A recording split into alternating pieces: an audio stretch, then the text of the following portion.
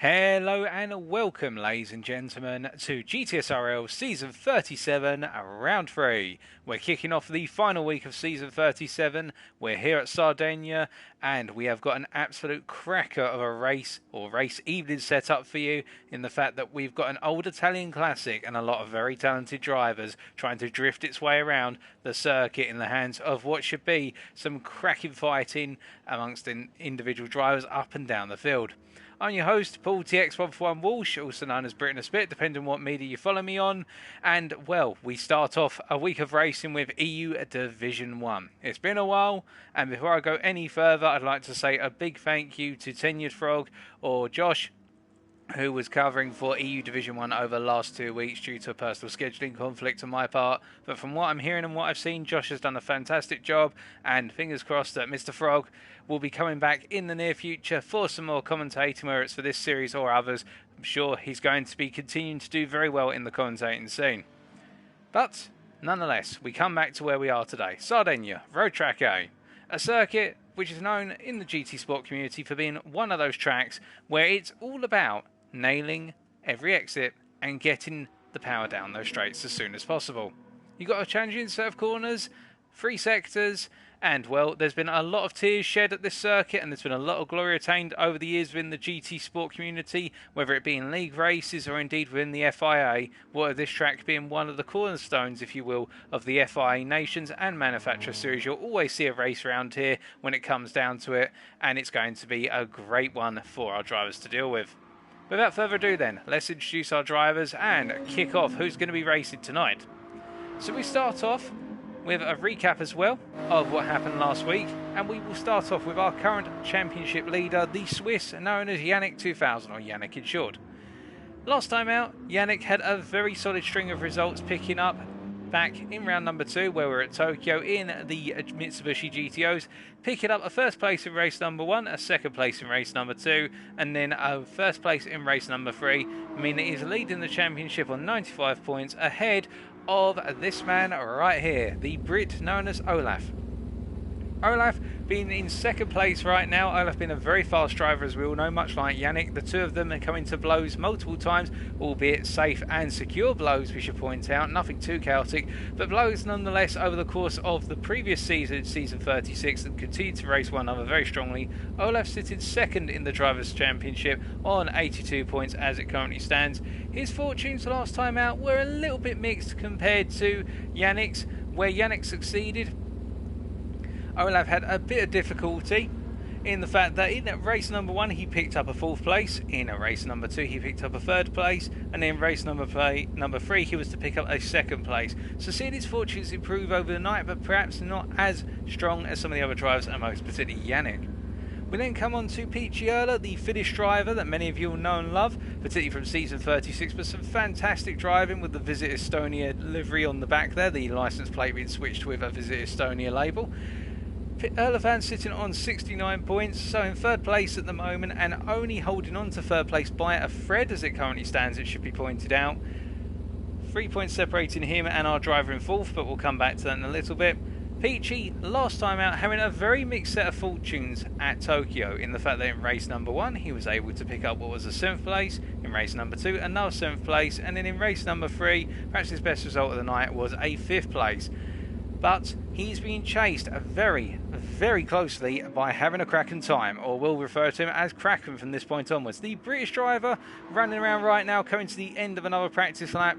The number 24 driver here on 66 points, and having a good set of fortunes in Tokyo last week, in the fact that he was able to pick up a 3rd place in race number 1, a 5th place in race number 2, and then race number 3 things just went a little bit terrible in all honesty, and I think Kraken felt that way. Just things didn't go his way in race number 3, picking up 10.5 points for what was, if I remember correctly, an 8th place at the time, and we could already see he's clattered the wall once or twice with the front bumper of that Ferrari looking a little bit mangled, but we'll talk more about the car in due course. We then hop to our Australian driver, Chronic Opal, who's 5th in the championship at the moment, only half a point behind Kraken, but we won't be able to switch over to Chronic Opal at this point in time because he's not currently at the circuit. We're waiting for him to arrive. He's still making his way in, so we'll give him a little bit of time. But then only 3.5 points further down the order in 6th place in the championship right now is the Irishman of Genesis 4692, who we'll be referring to as Genesis from this point onwards. Now, Genesis, last time out, a newcomer within the GTSRL community, as I understand it, so this is his inaugural season. He's had a very good season to kick off, being in EU Division 1. Last time out, very mixed fortunes. Race number 1 saw him finish right towards the back of the field. Race number 2 saw his fortunes improve for what was a 8th place, if I remember correctly. And then in race number 3, he was able to secure a couple more points for what was a 6th place. Sorry, not a 6th place finish, a 7th place finish in the end. So his fortunes were improving, but it wasn't the best of evenings, and in fact a very different display from round number 1, where he picked up a lot more points by comparison. But still, that's the way the fortunes go sometimes. We then come over to Feel the Vibes, the British driver who's currently 7th in the championship. You'll know him on the GTSRL Discord as Johnny Powell on 61.5 points, so only half a point separating him from Genesis, and then only 4 points separating him from Chronic Opal. So we have got a huge fight blowing up in the battle for P3 in the Drivers' Championship, and it could be any one of the guys I'm mentioning, from Erlefun or Peachy Erla all the way down to Johnny Powell. So 3rd through to 7th, we've got 5 drivers competing for 3rd in the Drivers' Championship tonight by the looks of things.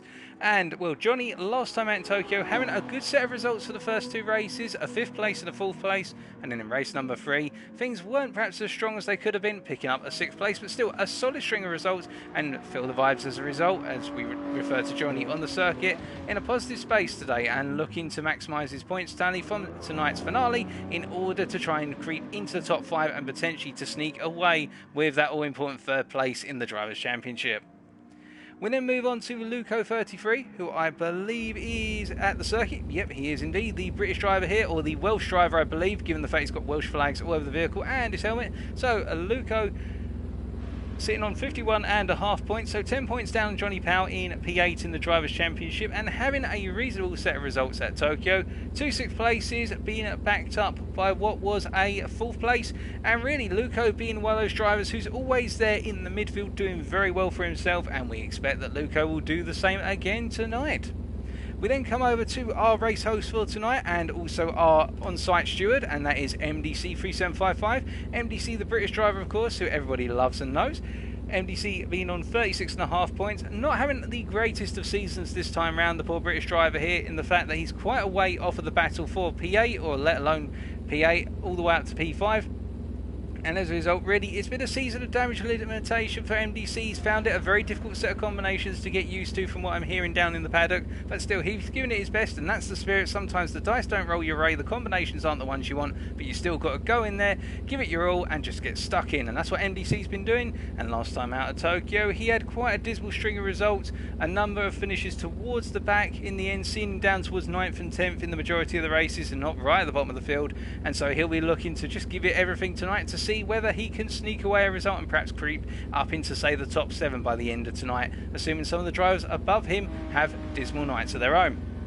We then hop over to the Polish driver of CMX. I'm not sure how to pronounce that fully, so I'm going to call him CM from this point onwards, the Pole, who is currently sitting at P10 in the Drivers' Championship, only half a point off of MDC, as she pointed out, so we have got a very dramatic finale tonight for P9 in the Drivers' Championship. CM having an interesting set of results over the course of the season, a very difficult start, which turned around into a much better set of results at Tokyo, in the fact that he was able to pull off a consistent string of results in the Tokyo races, towards the back still, but a good set of points on the board, and that's placed him very close to MDC in the championship, so we'll see what he can do tonight. And then we come down to one Vincent from GTSB, the driver here, the Dutch driver, running around at the moment, making his way through the final sector, one of the most difficult sectors of the circuit, if not the most difficult in my personal opinion, with the very, very tricky turn 12, but we'll come back to that in a wee while. Sitting on 31.5 points, and could find himself creeping into that battle for P9 against MDC and CM, in the fact that he's only 5 points off of MDC, having a rather difficult time of things, particularly in round number 2 at Tokyo, where he was only able to pick up a total of 16 points for what was a difficult string of races that improved in race number 3, but throughout the evening it was not the easiest of races, and I think there was quite a bit of argy-bargy between himself and other drivers, but he's put that aside and he's coming back here today with a completely fresh mind and looking to give it his all one last time.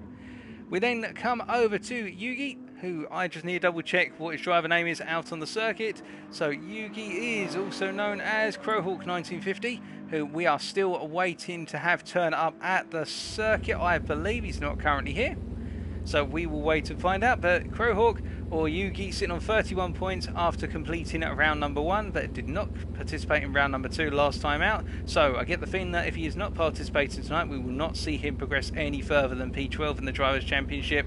We've then got Robert Di Micuro, the German driver, who's currently sat on 30.5 points in 13th, having a very difficult series of results over the course of both rounds.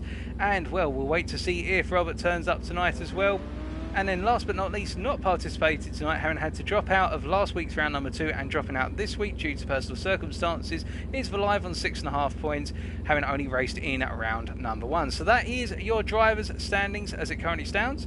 And we say hello to all of you in chat, whether it be Ranch92, alternatively Zoronic, GTSB Stanley. We also got Robert in the chat.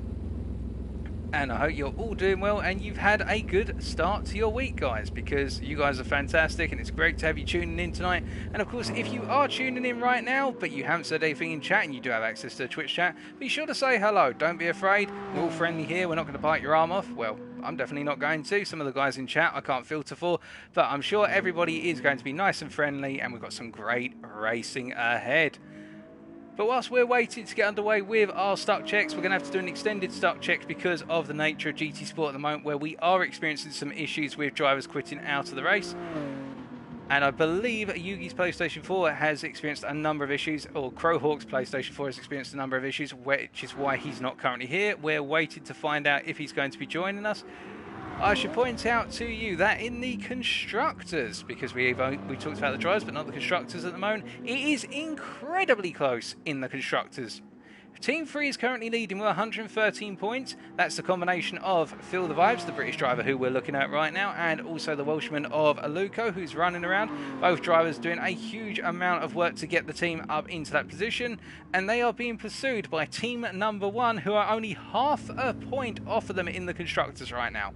Half a point, not even a point separates them, half of one of those, and that is the combination of Olaf, who is the British driver who we know and love, and also Robert Di Micuro, the German driver, who we're waiting to see if he will arrive. And I'm just going to check the race chat as well to see if he's joining. So that's those two, and then we have to go a further 10.5 points down to third place in the constructors, the combination of Team 6, which is Kraken, the British driver here, and also CM, the Polish driver, who is, I believe, just a little bit further back in the paddock. There he is. And then we've got only half a point separating third and fourth, because in fourth place and 101.5 points is team number 2, the combination of Yannick, the Swiss driver who we mentioned earlier, and Valave, who is not driving today. So it's all on Yannick's shoulders to carry team 2 into that potential third place spot. But both those drivers working very well as we get underway with our stock check. So we will be panning down to the grid, and that's going to be no problem at all. So we are going to have a bit more of an extended stock check as we just hop away to the grid. And whilst we're waiting to come on down towards the grid, camera wise, we then have got, well, it's not too far away from fourth place in the constructors that we have fifth place on 100 points, so 1.5 points off of fourth. It is team number 5, the combination of Picciola and also what is Yugi, who is not participating at the moment. But before we go any further, we're just going to take you through a start to the race. So you can see all of our drivers with the standard grid start. They're going to pull off once the lights go out, and then we've got the long drag race all the way up to turn number 1. It's an uphill drag race as well, which makes it even more important to absolutely nail the start and make your gear changes at exactly the right time. And then we have got the run down into turn 1 at the top of the hill here. A number of our drivers will be looking to slam on the anchors in their 512s, and you can see everybody very cautious on the braking into turn 1, particularly on the race start, because you've got cold tyres and cold brakes, which means with these cars in particular, on those sports soft tyres, if the tyres haven't got any temperature in them, the car's got a very high tendency just to understeer off into the sand, and then you're going to be playing sand castles for a little while as they're all making their way through turns 4 and 5 right now. The chicane that completes sector 1, and now they're coming up into turn number 6, which is the extended blind left-hander. As they're coming around here, they want to hook it as tight as humanly possible into the apex of the corner. All of the drivers here going a bit deeper than perhaps planned, although Genesis and also Kraken actually doing a very nice midline through there rather than taking to the apex curb, which helps rotate the car, but perhaps they feel they don't need that extra rotation, and I'll explain why they may not in a little bit. But as they're all charging up the hill now through turns 7 and then 8, coming up into 9, a very heavy braking zone, the second heaviest braking zone on the circuit, the first heaviest being into turn 1. But you've got the hairpin here, which is a very tight little hairpin. It's deceptively tight, and then you've got turns 10 and 11, two right-handers back-to-back here, which are flat out, but you've got to be very careful about turning to avoid hitting the walls. And then they're charging uphill here. Now the combination of 11 and 12, the right-hander of 11, the left-hander of 12, you've got to essentially throw the car into turn 12, and now that braking point upon entry, because otherwise the car's going to be going into that outer wall. Now braking hard for turn 13, another hairpin corner here, one of the joint heavier braking zones. And now coming out to turn 13, we've got one more corner to go as Phil Device goes a bit deep there, and it will be Kraken who's going to lead us to the completion of the start check. Turn 14, flat out, just toss the car into the corner as much as you can, full confidence, and then just accelerate out. But we do have Yannick who is stuck on the grid, which is very unfortunate, so Yannick's going to have to sit there, and then once we are complete, do a restart. And that's the start check completed here as all of our drivers come through, and that is a quick synopsis of the lap. As we can see that Kraken, well, I say that, well, Kraken having come across the line there and then being reset. I was wondering what was going on there, and now we just have to wait for Yannick to be cleared. And in the meantime,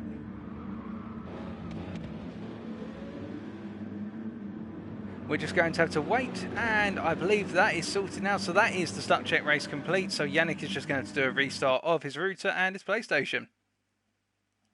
So congratulations to Kraken for picking off the start check win there.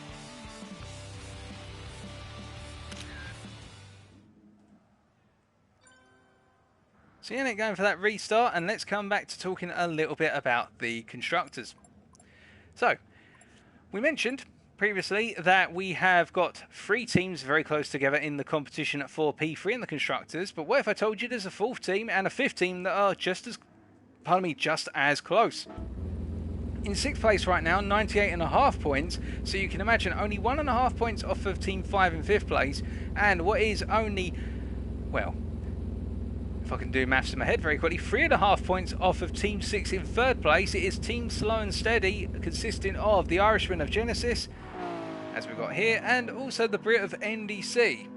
So they're competing for 3rd place just as much as the other teams that we've mentioned so far. And then only 1.5 points off of them is team number 7, consisting of Vincent, the Dutch driver who we mentioned earlier on, who's making his way out of the pits right now. And then the man who we need to introduce, because we haven't introduced him yet, the Australian that is, Cryonic Opal, who has turned up. And let's talk a little bit about Cryonic's drivers round last time out. So Cryonic in round number 2 as we get underway with another start check. And also acts as practice time for our drivers to get used to running amongst one another if they haven't done some practice races outside of tonight's lobby. And also get some practice at that race start as we pan down to the grid once more. Cryonic Opal, last time out, find himself 5th at the moment in the Drivers' Championship on 65.5 points, so only half a point off of Kraken, and only 2.5 points ahead, 3.5 points ahead of Genesis. Found that he had great success throughout the evening at Tokyo, picking up a 2nd place in race 1, a win in race number 2, and then what was a 3rd place in race number 3. So Cryonic really getting to grips with the GTO at Tokyo, but of course it's a completely different combination tonight, as all of our drivers get a very nice start there, and now they charge up once again. So now your question may be, well, what about the track? Well, let's ride on board with one MDC and talk you through the lap if we are allowed to. In fact, we have got a camera glitch, ladies and gentlemen. We are not going to be able to see anything for a second. Give us a moment. We're going to have to fix a couple of things. And there we go. Right, that is fixed. In fact, we can ride on board. That was a bit of an awkward moment there as we see MDC coming into turn number 4. And now we're going to swinging over to the right-hand side. Now, one thing to point out, you'll notice on MDC's heads-up display, if you look towards the bottom centre right underneath the rev gauge, you will be seeing that there's a little triangle with an exclamation mark in the middle, which is flashing red every so often. That is, I believe, ASM, or Active Stability Management, which drivers can choose to have on if they so desire. It is a driver aid which helps counteract some of the over-rotation in the car, helps stabilise the car a little bit. Give you an idea, folks, this car is from 1976. It does not have all your modern conveniences of a standard race car, indeed a standard car which has been converted for track day usage. So some of our drivers here will be using some of these additional driver aids just to help them out with the car. It does not change their ability to actually be able to drive the car, and if you are running the car without active stability management on, the difference will be the car will be a lot less settled under braking, so as a result you'll have to pump the brakes into the heavier braking zones. And also coming into turn 12 here in particular, as you can see, Genesis, who does not have it active, he was able to literally toss the car at the corner and the rear end got loose and he can drift it through the corners, which means he was able to hold technically a higher apex speed by comparison of MDC. But of course the cutback will be that if Genesis plays it too hard and decides to go into the corners way too aggressively, then the rear end of the car will have a tendency to snap, and that can lead to some snap oversteer and completely butcher his race aspirations, whereas MDC will not be as worried about that because the ASM system will help prevent that oversteer and also that over rotation of the car. As all of our drivers come to the end of another start check 1 lap race.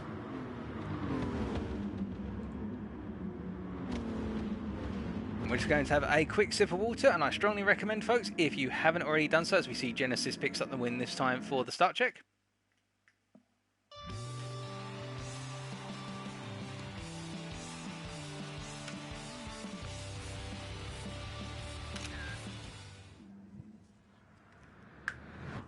The one thing that is worth doing right now, if you've got a moment and you haven't already done so, go grab yourself some water or a drink of your choice, plus also some snacks, because we've got plenty of entertainment for you here tonight. Okay, I cannot see Robert. So I am going to have to quit out the lobby and rejoin.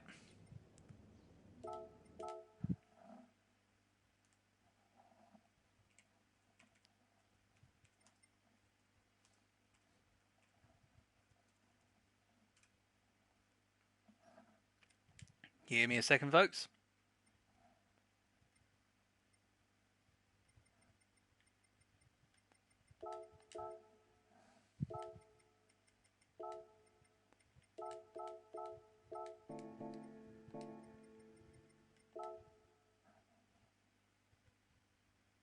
That's why we give ample time to do these checks.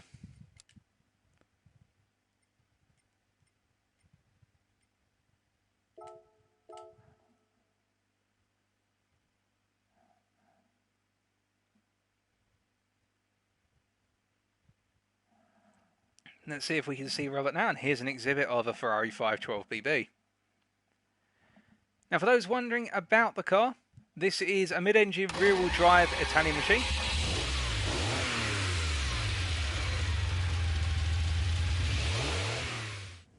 And we can see Robert.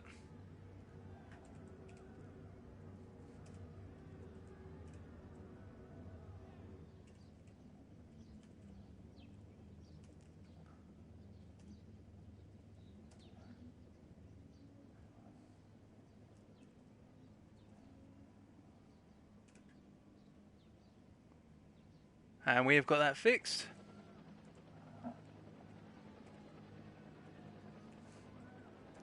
Though I think we're having some issues with Yannick at the moment, being able to see him.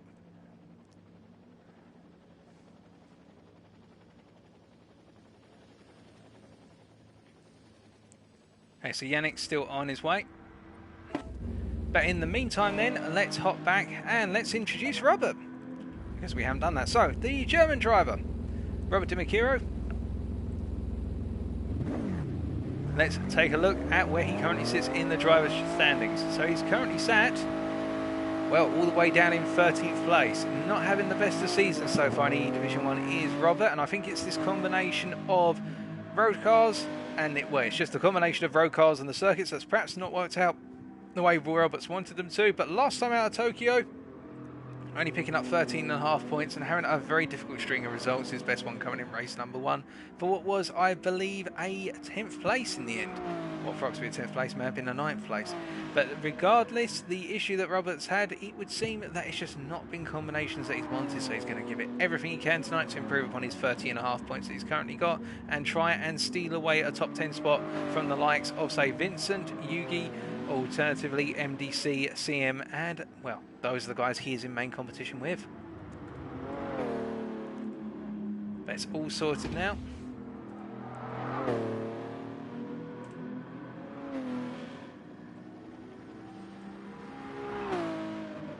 And as we're waiting really and counting down the clock, waiting for Yannick's return, at this point, let's take you through a lap around the circuit then. And we will ride on board with one.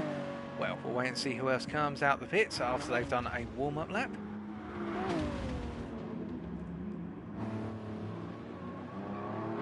In fact, we might even be able to get a on board with the 1 lap practice when we've got the start check underway for Yannick's return. We're going to hop on board with Peachy Earl in the meantime, the Finnish driver here, to give you a run through of a lap at the circuit and to give you an idea of what our guys are driving today. So it is a 1,400 kilogram Italian piece of machinery, mid-engine rear-wheel drive from 1976, 354 horsepower is deployed by its engine. The 512BB being an Italian classic, which is sometimes put up on a number of posters, and it's got a very loose rear end, it's got quite a high ride height, so our driver's got to be wary of that. As he makes his way then into the final corner, he's going to complete this lap and start another one, and let's take you through. So, coming out the final corner, Peachy is going to be in 4th gear here. He's going to be hitting the rev limiter just as he's making his way up the hill, upshifted to 5th at this point. He chooses to do so and pulling over to the right, braking hard at about the 150 board, stamping it on the brakes here down to 2nd gear, carrying a lot of momentum into turn 1, and now immediately getting on the power upon apex there to go up into 3rd gear through turns 2 and 3, and now he's going to be heading up towards 4th gear as he comes out of turn 3 and charging down towards turn 4. Now, the chicane here, very difficult, braking at the 50 board and creeping down to 3rd gear, balancing it on the brakes and actually going down to 2nd to get himself more rotation in the car there and cut some of the speed out for engine braking.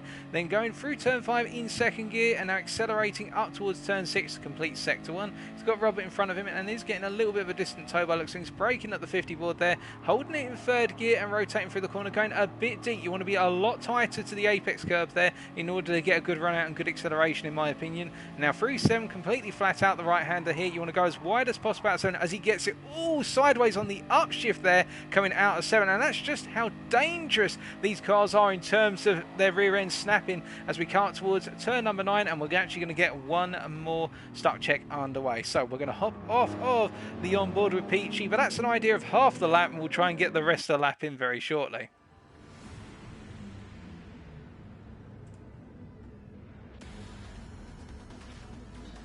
So as we wind down to the grid then for our 3rd and hopefully final start check of the evening, and we're going to be getting another 1 lapper underway. 12 drivers. We've got Olav on the front row alongside Yannick. Those 2 drivers are leading us away for this final start check. As we hop on board with Olaf here, and we have got another, well, we've got a number of problems with the cameras here. We can't actually ride on board with Olaf's car, or indeed anybody at this point. Interesting one. But in fact, we can ride on board with Olaf now, so that's a little bit of a camera glitch to worry about. So you can see getting a good launch off the line then and making his way up the hill.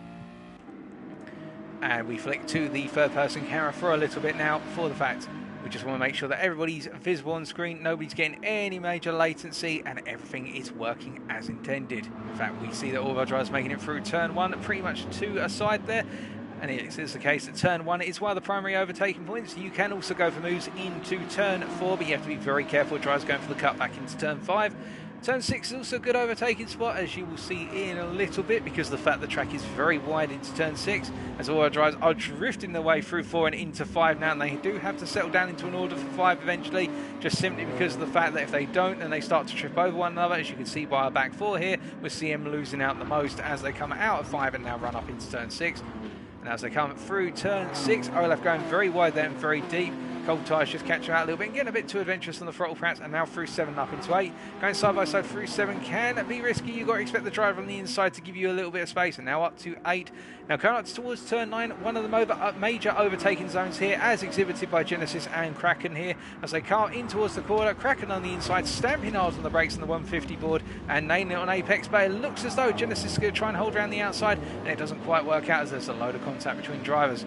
Next major overtaking spot we could expect ready. You can't really overtake through 10, 11 and up into 12. It's very risky to do so, in all honesty, simply because of the fact there's only really one racing line through here. So drivers will want to get the best possible launch out of turn 12, which we've just come out of, in order to set themselves up for a move into 13 on the inside. Late on the brakes as possible. You want to brake somewhere between the 150 and the 100 board, about 120 metres.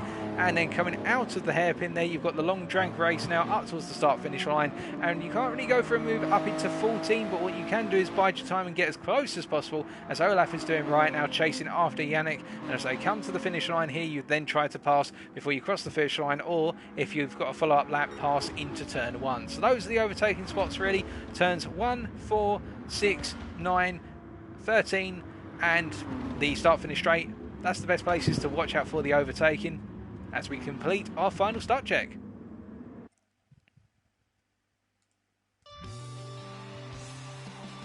Yannick this time picking up the win in start check number 3.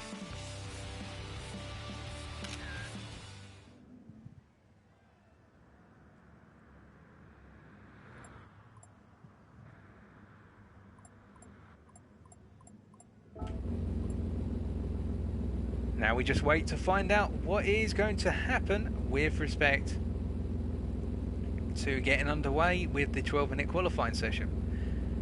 Whilst we're talking about, whilst waiting for things to get underway, let's talk a little bit more about the car. So we've got a 5-speed gearbox here, a standard stick shift gearbox, which a number of our drivers may have stick shifters as part of their setups, but otherwise if they're on controller or they're on, say, a Thrustmaster TGD, then they will be running sequential shift.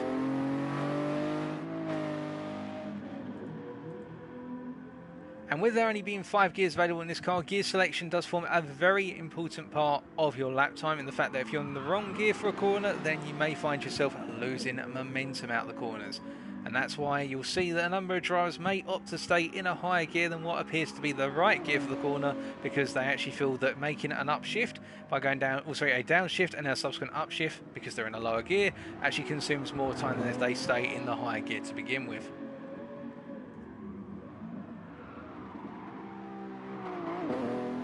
Genesis just taking us around right now and making sure the camera doesn't get bugged into the pits, which is much appreciated.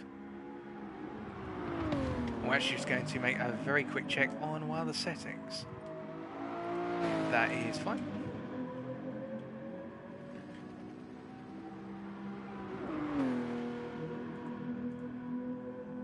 So whilst we are really counting down and waiting at this point in time, what sort of pace can we expect tonight for pole? Well, I reckon pole lap on low fuel and fresh tyres, you're probably looking somewhere in the region of a low 55, potentially even a high 54. I think that's where pole's going to be. Quite a variable lap time around here because it requires you to absolutely nail every single corner, and because of the nature of the car in particular, you've got a car which, if you get it wrong in one corner, as Genesis proves there through turn 11, you carry too much momentum then into 12, that compromises your whole lap. And that is the thing that we need to watch out for. The fastest laps here may not be necessarily the most aggressive ones, but with that, we're getting underway with the 12-minute qualifying session. Qualifying is going to be go, go, go with the change of time of day. And we're just waiting for the track to load in, and then we should be getting everybody out onto the field. Or out onto the track, I should say. Stop using the cricket terms. So it is go, go, go, and we have got a pit glitch for Robert. Well, at least that was an initial pit glitch, and he's had to reset because that was, well, that was a bit catonic. But as we see, Luco then is going to be our first driver who makes his way out of the pits, followed very closely by Picciola. All of our drivers getting out there. We can already see that Olaf is going for a bit of fuel burning on the start-finish line by the looks of things. Well, one of our drivers definitely was, because they pulled well out of the way, and it was Olaf. We noticed they're going for fuel burning and just simply trying to get out of everybody's way. Now, the thing to be noted here, folks, is that you can burn a huge amount of fuel out of this Ferrari, because it can go beyond the red line for quite some time in terms of the RPM range, and that consumes a huge amount of fuel. Some of our drivers as well will be aware of the fact they're going to get through their tyres quite aggressively. Now, some of our drivers, you will notice when they're braking into the corners, based on the telemetry in the bottom left-hand corner of your screen, you will see those front tyres light up red, and that would suggest that not only are they braking heavily and leaning very hard on their front tyres, but they've also got their brake balance pushed as far forward to the front as possible, a 5 to the front, in order to try and lock the rear end up when it's been... when they're trying to lock the rear end up when they're braking hard into a corner, and that's what brake balance to the front will do. It will help stabilise the rear end a little bit, whereas other drivers who prefer it looser, as we see there, Pete Shirler getting it all sorts of wrong coming out of turn 8 there on the warm-up lap, and he's going to be aware of that. That's going to cost him a bit of time and potentially knock a little bit of confidence out of him as well, or at least a little bit of momentum out of him. But he is chasing after Luco right now in terms of setting up the qualifying lap here, and it will be Luco who's going to be the first one to take us around. As we do see, we have got one driver still in the pits, and that is MDC, who's finally making his way out. And Luco coming out of turn 12 now and into 13, and it is Luco we will ride on board with as he takes us around for his opening fast lap of this circuit.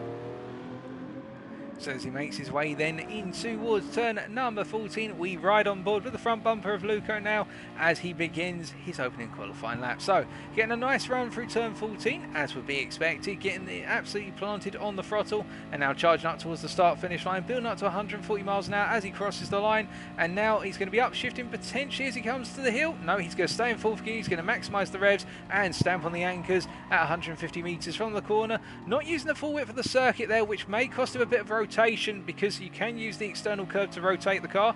Now coming through turns 2 and 3, using the upshift to third there to stabilise the rear end through 2 and get it fully rotated, and now upshift into fourth just before coming up towards turn 5, braking at that 50 board and bringing it down to third gear. And you'll notice he's going to be very gentle on the steering because he doesn't want the car to completely slip away from him, going a bit deep through 4 there, but getting it settled 4-5. It's cost him approximately half a second there because of the fact he took such a tight line towards turn 5, whereas you want to be in the middle of the road ready for that combination. Turn 6, braking at that 50 board and going down to second gear here and trying to get as tight as possible to the apex curve before planting that throttle and using the rotation offered by the apex curve and second gear there to get a great acceleration out, and now up into fourth gear coming out of turn 7, doesn't have to lift or anything, using the upshift to turn the car through, and now turn 8 completely flat out once again and just building speed, and now coming up towards turn 9, braking as hard as possible at the 150 board there, and you'll see that he's come into the corner very nicely, caught the car nicely, and now coming through 10 and up towards 11, fully planted on the throttle here. And how will he go through turn 11? We'll wait and find out. It's the right hander at the top of this little crest, and we'll see if he's going to lift at all. Does he go full throttle through? He goes full throttle through and then lifts off into 12, stamping on the brakes there, drifting the car through turn 12, very nicely done. And now coming up towards the final of the hairpins at turn 13, braking at that 100 board, and he's definitely got the brake bias to lean towards the front because he's taking much later braking distances than I did personally in my practice laps, to give you an idea of what the lap's like. That would indicate he's got that brake bias towards the front.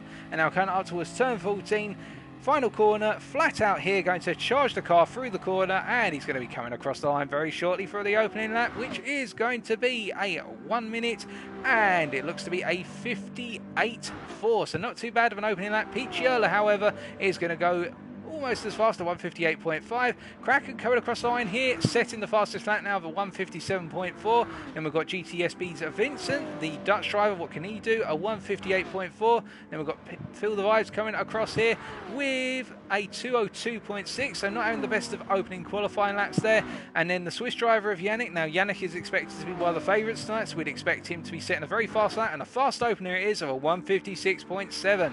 Behind him, however, we have got CM, the Polish driver here. What can he do as he comes out the final corner? This is not looking to be the best of laps. It's going to be in the 2 minute region. Looks to be a 2 minute 1.5. And then we have got Chronic Opal, who's making his way right now up towards turn 14. The Australian driver, known for putting off some cracking laps in the past. What can he do as he comes out the final corner here, using the full width of the circuit and then some, almost drifting into the rallycross discipline? And it is going to be a 156.6. That is a very fast opening lap, and that has really raised the bar for the laps to come, as Genesis now has to come out of turn 14, hitting the rev limiter there, it should be noted, before his upshift into third gear. So that's going to cost him approximately a tenth because of the fact the car bounced off the rev limiter in second gear, which is a painful thing to do in one of these cars, and that resets you down. But as he comes across the line, then it is going to be a 157.4, so an impressive lap from Genesis all the same. And now we've got MDC coming to the end of his opening lap.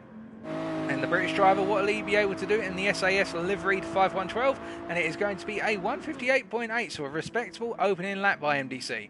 Olaf now, of course, on his out lap, having put on a new set of tyres, and I think he's been doing a lot of fuel burning. In fact, as you can see, that his fuel tank is already down to 50%, so Olaf going for the maximum possible fuel burning, and I think he's going to be investing it all in 1 or 2 laps. And then we've got Robert right now, who's also on a fuel burn, making his way around the circuit, and we have got Kraken, who has, well, he's reset to the pits, and that's why his lap time has been reset downwards. But Cryonic Opal holding on to provisional pole at this point in time, well, 156.6, a fantastic lap. But we must hop away now and hop back to Olaf, who is on his opening flying lap here, and let's see what the British driver is able to pull off. We know he's a very fast driver, and he loves to burn the fuel out of the car, simply because at the end of the day, the less fuel you got in the car, then the faster you are going to be on the straights, and you've got less weight to toss around through these corners. You've got less weight in the rear of that Ferrari, and Olaf is definitely applying that principle here, as he's already 2 tenths up at the end of Sector 1 compared to anybody else. Going purple in Sector 1 is Olaf, and now coming out of Turn 2, getting it very nice. They're using the, not Turn 2, my apologies, Turn 6, getting it very nice on exit through Turn 7 and up the hill in towards 8 now. You can see just simply charging around the circuit right now is Olaf, giving it everything he can, giving it all the beans. And as he comes up in towards 9 here, we'll see what his delta looks like when he comes to the end of Sector 2. A very nice turn number 9 there, and in fact practically just dancing it through the corner there. It was hard to tell where he broke and where he just decided to lift the car through. And now coming through 10 and up into 11. It is 4 tenths faster than anybody else so far, Olaf, and he's still going. Lifting a little bit into turn 11, it should be noted there by comparison with what we saw from some of the other drivers, but getting a very nice exit out of 12, and now charging up towards 13 here, and he's bouncing off the rev limiter rather than going up into 4th gear. And as he comes through the 13th corner, getting right on the width there of the circuit, and now going up to the last corner, all he's got to do is now his turning point here and be fully committed on that throttle. And what's it going to be come the end of this lap? And as we see Chronic with a 156.4, Olaf is going to respond with what is a 1 minute 50, but what is it exactly? A 1 minute 55.7, setting him 6.5 tenths faster than anybody else so far. Olaf raising that bar and going once again with 1 lap old tyres, and they are looking in pretty good nick in terms of going for another lap. Meanwhile, Chronic Opal up at turn 9 right now, and how will the Australian respond? As he's really got to put in a response now, having improved to 156.4, but the tyre wear will now be in effect as he's coming through Sector 2, and he is down by comparison with his previous laps there. Meanwhile, Yannick coming out of the final corner and going into the pits, so we're not going to see a lap from Yannick anytime soon, as we've still got a third of this qualifying session to go, 3.5 minutes to be exact. Genesis right now in provisional P4 of a 157.4, a good lap, and he's on another flying lap right now, but we can see that those tyres are starting to feel quite a bit of wear, particularly that front right. It's been lent on very heavily, and he is down by almost a second, so I do not think the Irishman is going to be improving this lap, but the doubters have proven me wrong in other cases. As we see, Kraken is on a personal best right now as he's come out of Sector 2, and we're going to follow him to the end of his lap as Chronic Opal comes into the pit to put on a fresh set of rubber and see what he can do on perhaps his final qualifying lap. As we see somebody going all wide there out of turn 12, I'm not sure who that was in the rear camera shot. We're going to stay focused on Kraken as he goes a little bit wide on exit of 13. I think that's going to be okay. It hasn't cost him too much, and I think it's while the SAS liveried cars, I think that might be MDC in the rear of your camera shot, getting it a bit wrong there as Kraken comes out of the final corner, drifting it out of the final corner. Lovely to see that rear end cutting loose, and Kraken is going to be setting a 1 minute 57.4, so not too bad of a lap there, and definitely a major improvement. Well, actually I shouldn't say that, folks, because it's a 156.9. That is a glitched our timing screens there, so Kraken in a provisional P4 of a 156.9. And Olaf right now in the 55s, and he's going to come across the line and improves to a 55.708, so he's improved by almost a tenth there on that lap. So Olaf really trying to raise that bar as much as possible. As we see, Chronic is getting himself set up for his final qualifying lap right now, as is Yannick. We've also got Kraken who's making his way around and setting personal best still all the same.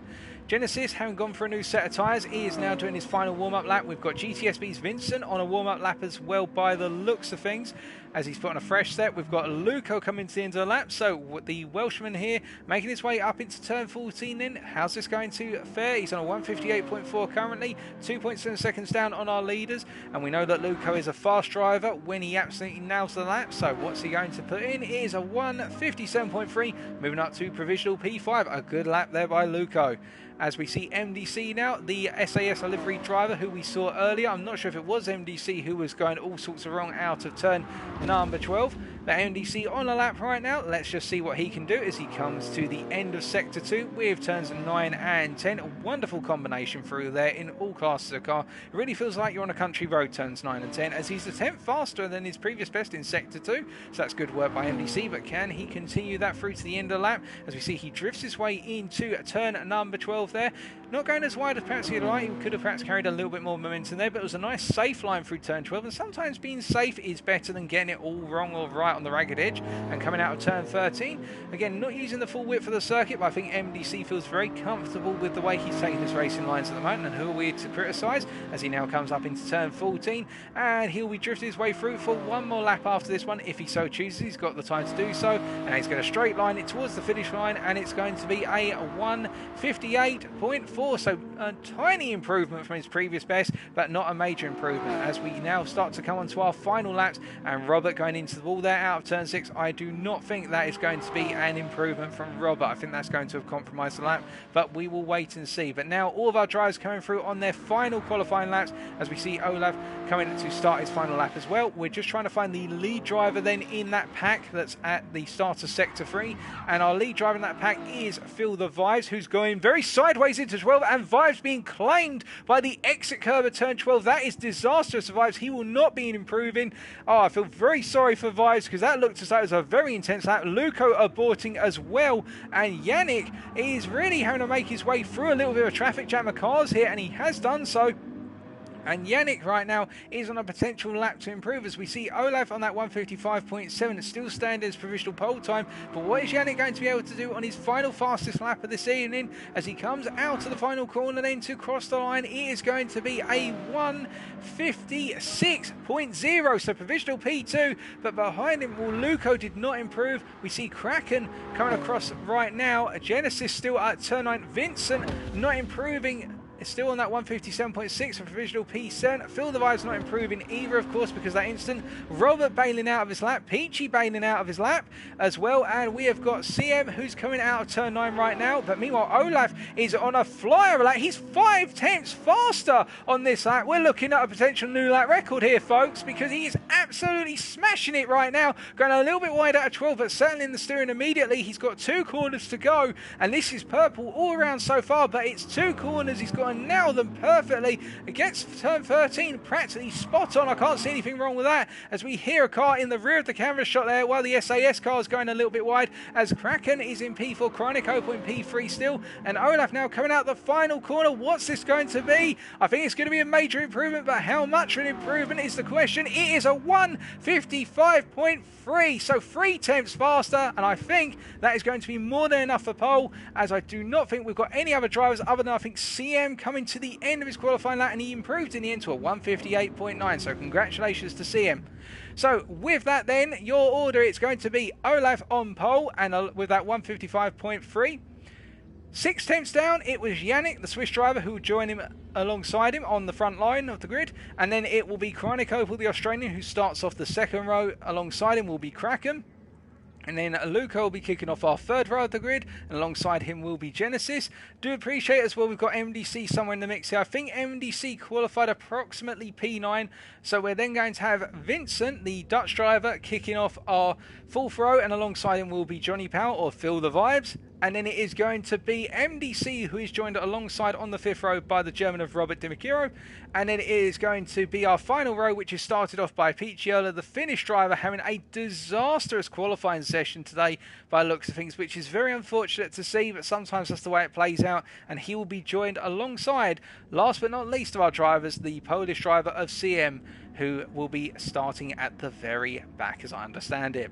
But that is qualifying in a nutshell, and our drivers will of course now be using this idle time to get themselves ready, either in terms of mental preparedness or doing little practice starts, as we saw there from CM, and he's doing another practice start right now. You'll see that he's going to balance the car on the brakes, or balance it on the handbrake, and he's going to absolutely floor it as we make a change of time of day and we get ready for race 1.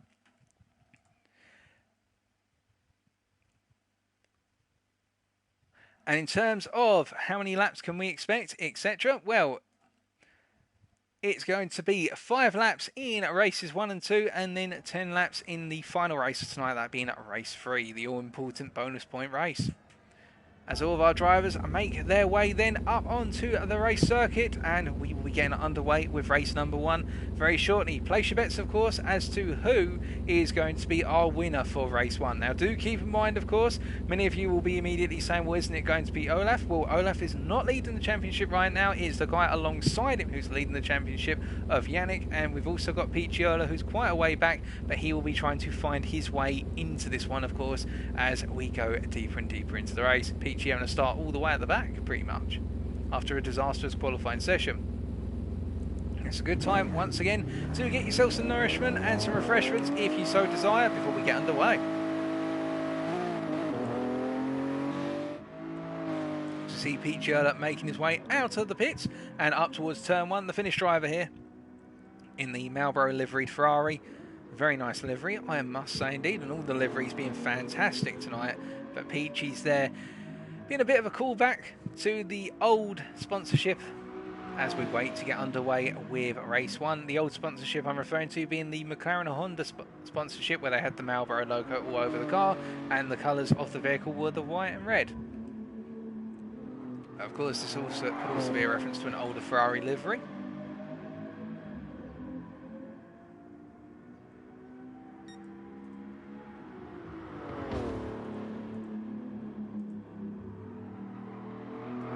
And as we really wait right now, we can see Robert just getting himself set up, and I think Robert's going to be doing a practice start down at turn number 1, just getting a feel for how the car launches off the line.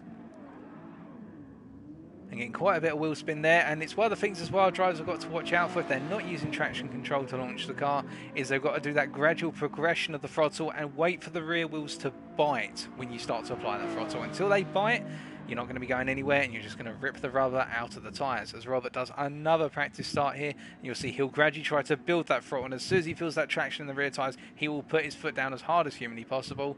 And that time, much better launch. You could see he built up the throttle, a bit of wheel spin, but for the most part the car started to move forward and it had that traction that he needed, and just took a little bit of life out of those rear tyres. Peachy getting as many practice laps in as possible right now, and he's got a very tall order to accomplish tonight.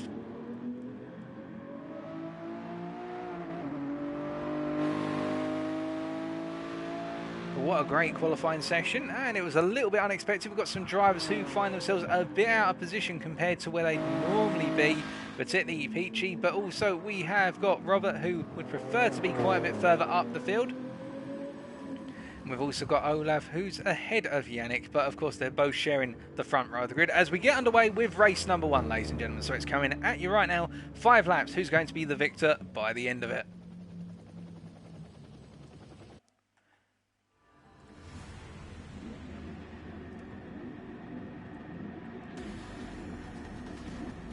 So as we pan down towards the grid then, it is Olaf on the right, Yannick on the left, but behind them meanwhile we've got Kreinik and Kraken. Watch out for them. But the most important one in the championship, watch out for Picciola down in P11. What can he do from P11 in holding on to his 3rd place tonight?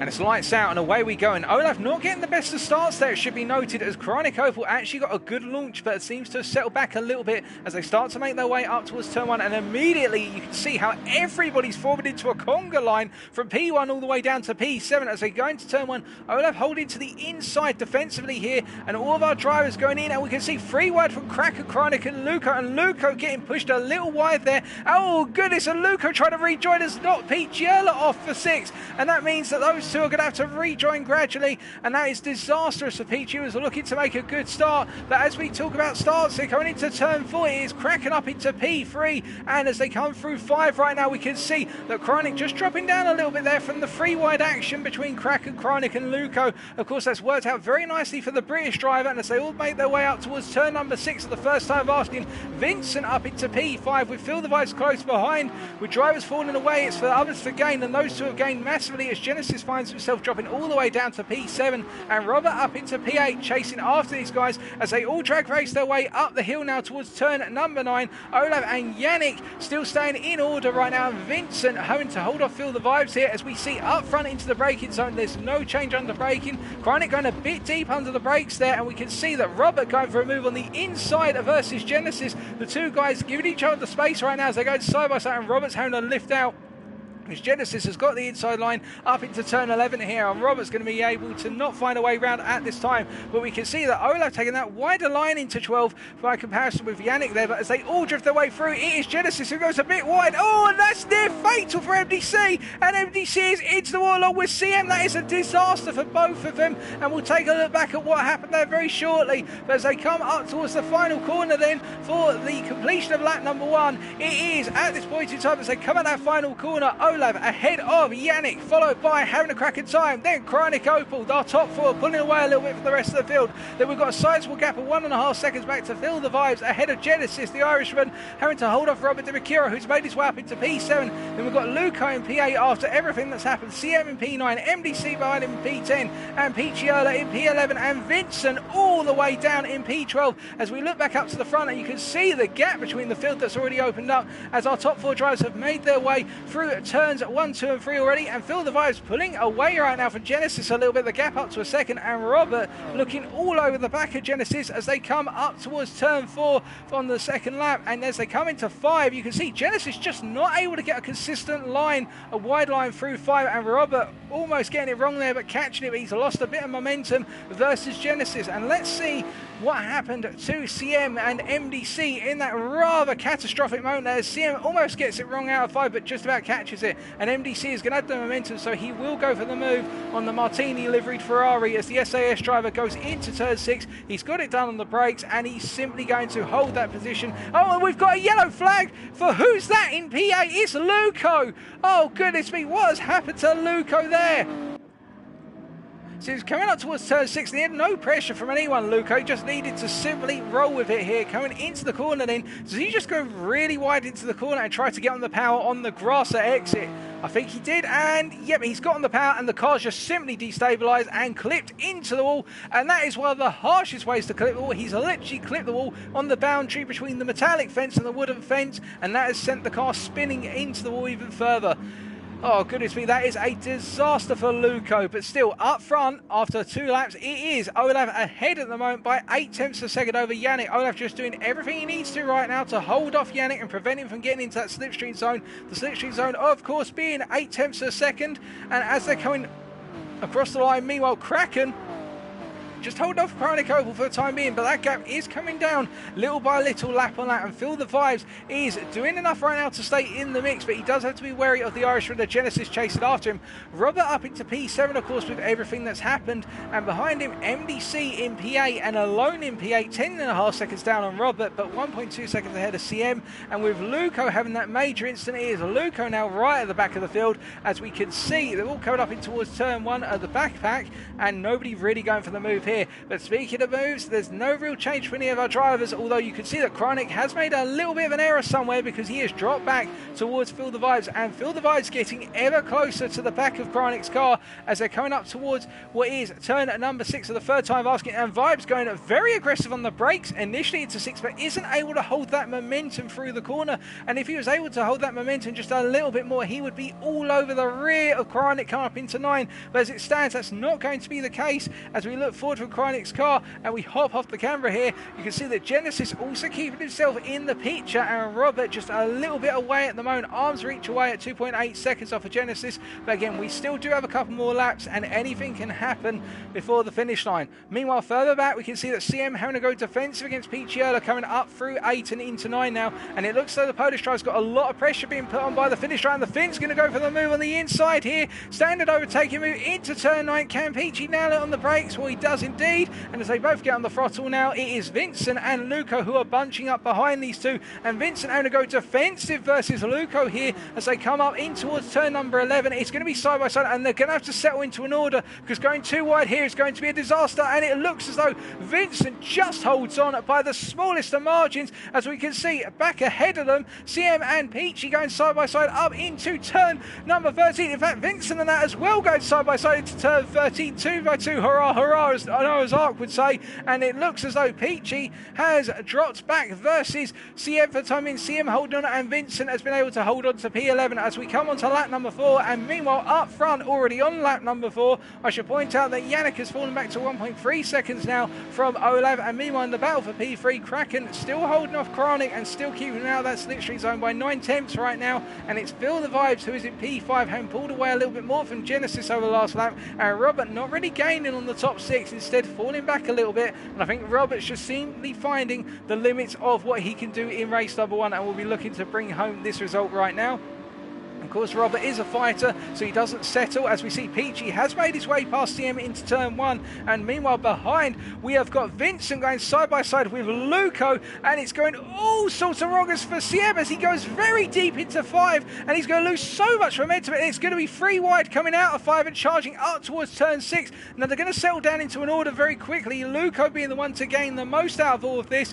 But CM just simply getting it wrong into turn 5. And it pays so badly for him. But it works out for the guys behind him, of course, because they all want to get into that top 10. Meanwhile, up front, no change in our leaders, but you can see that Chronic Opal now starting to put down the throttle a little bit more and starting to squeeze on the rear of Kraken as they come up towards 11 on lap number 4. And you can see that Kraken is doing everything he can right now to simply get the best of possible laps. But Chronic, meanwhile, is responding by going a little bit faster lap on lap. And I think this is what Chronic typically does. He just simply, when he finds himself in a one-way race, I only competing for one position, he just simply stays behind the guy he's chasing and starts to suss them out and starts to gradually apply the pressure, and then he'll pounce on the final axe. He knows where his opponent's weak and where he's strong, and he's been analysing Kraken non-stop. He's like a supercomputer, is Chronic, the Australian supercomputer, knowing exactly what your rival's going to do next. It's vital, and he's all over the back of Kraken as they're coming across the start-finish line to begin lap number 5, and he's going to be made to go around the outside. Now, will he go for the cutback and go for an early break?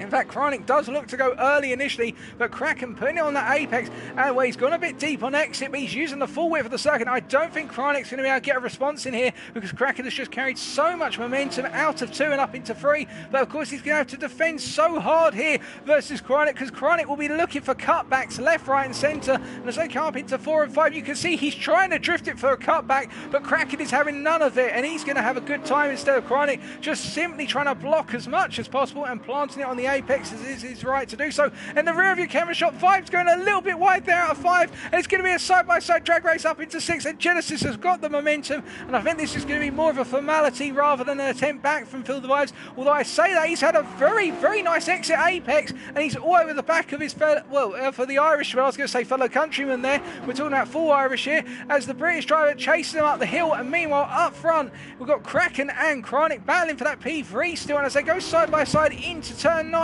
well, Chronic trying to constantly go for cutbacks on the apex, and Kraken just going that tiny bit deep and not really giving any space up. He's just doing enough right now, is Kraken. Genesis, meanwhile, holding off Phil the Vibes, but you can see Kraken having to literally keep one eye in the mirror at all times here. It must be so difficult to concentrate on nailing these corners, and Chronic goes very deep, and he gets it wrong. He's into the wall. That's a disaster for Chronic. Meanwhile, further back, Vibes has been passed by Genesis, but after 5 laps, will Vibes come back as Chronic has to recover the car? That's a disaster for the Australian, but after one race, it is Olaf from the United Kingdom who's going to come across the line by 2.1 seconds ahead of Yannick from Switzerland. A closely fought race between these two. Third place, who's it going to go to in the end? It will be Kraken after Chronic got it wrong at turn 12, and then in the battle for P4, it will be the Irishman of Genesis just holding off Phil the Vibes, and then Chronic Opal coming home in P6. P7 is going to go to the German of Robert de Bakira. A good race from Robert after a difficult qualifying session. MDC, despite it all, is coming home in P8. A good result from MDC. He'll be pleased with that one, I'm sure. And in the battle for P9, it will be the Finnish driver of Picciola ahead of CM, who's going to complete our top 10 is the Polishman. And then Luco will come home in P11, the Welshman, ahead of the Dutchman of GTSB, Vincent, in P12. What a cracker of an opening race. Congratulations to all of our drivers, but most importantly, congratulations to our race winner, Olaf from Britain.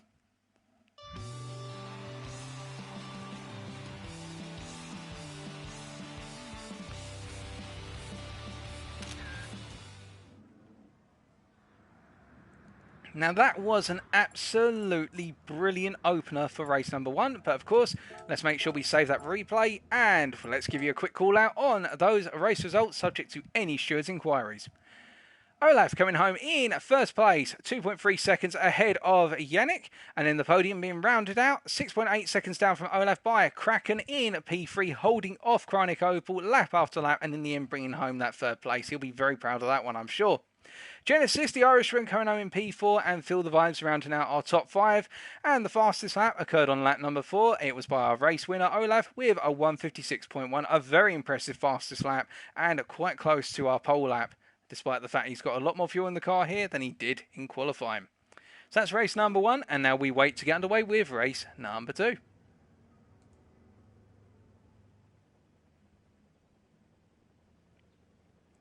But as we're waiting for race number 2, I think a couple of things to consider or to note from this opening race was the fact that a lot of our drivers on the opening lap were caught out a little bit by the cold tyres, particularly into turn 1 and also into turn number 4 and 5.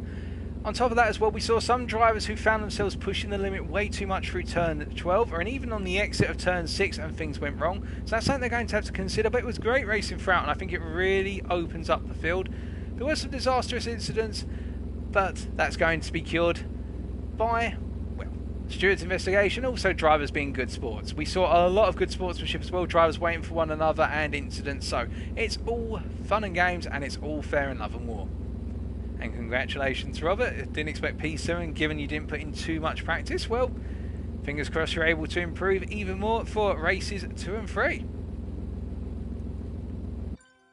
As we switch our time of day and we move on to race number 2.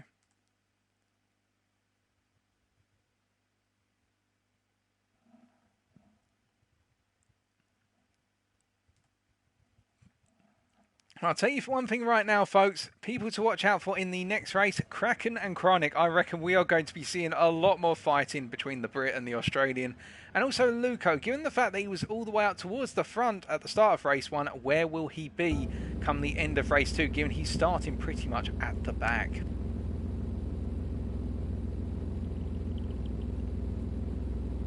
And if some kind soul could send their car out onto circuit so I make sure I don't get the pit camera glitch, I would be very appreciative. But we will wait and see, of course.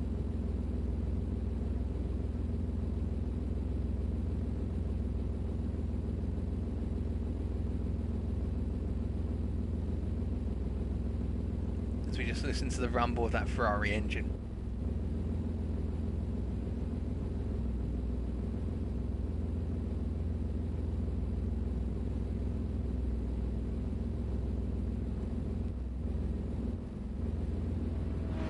In fact, we do have Robert, who's politely going out there for us. Thank you very much, Robert. Much appreciated as always, my friend.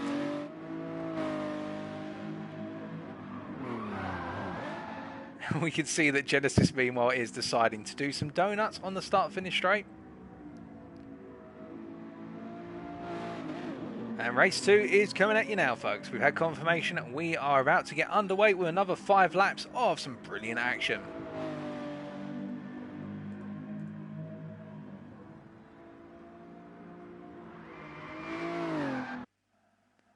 So here we go then, folks.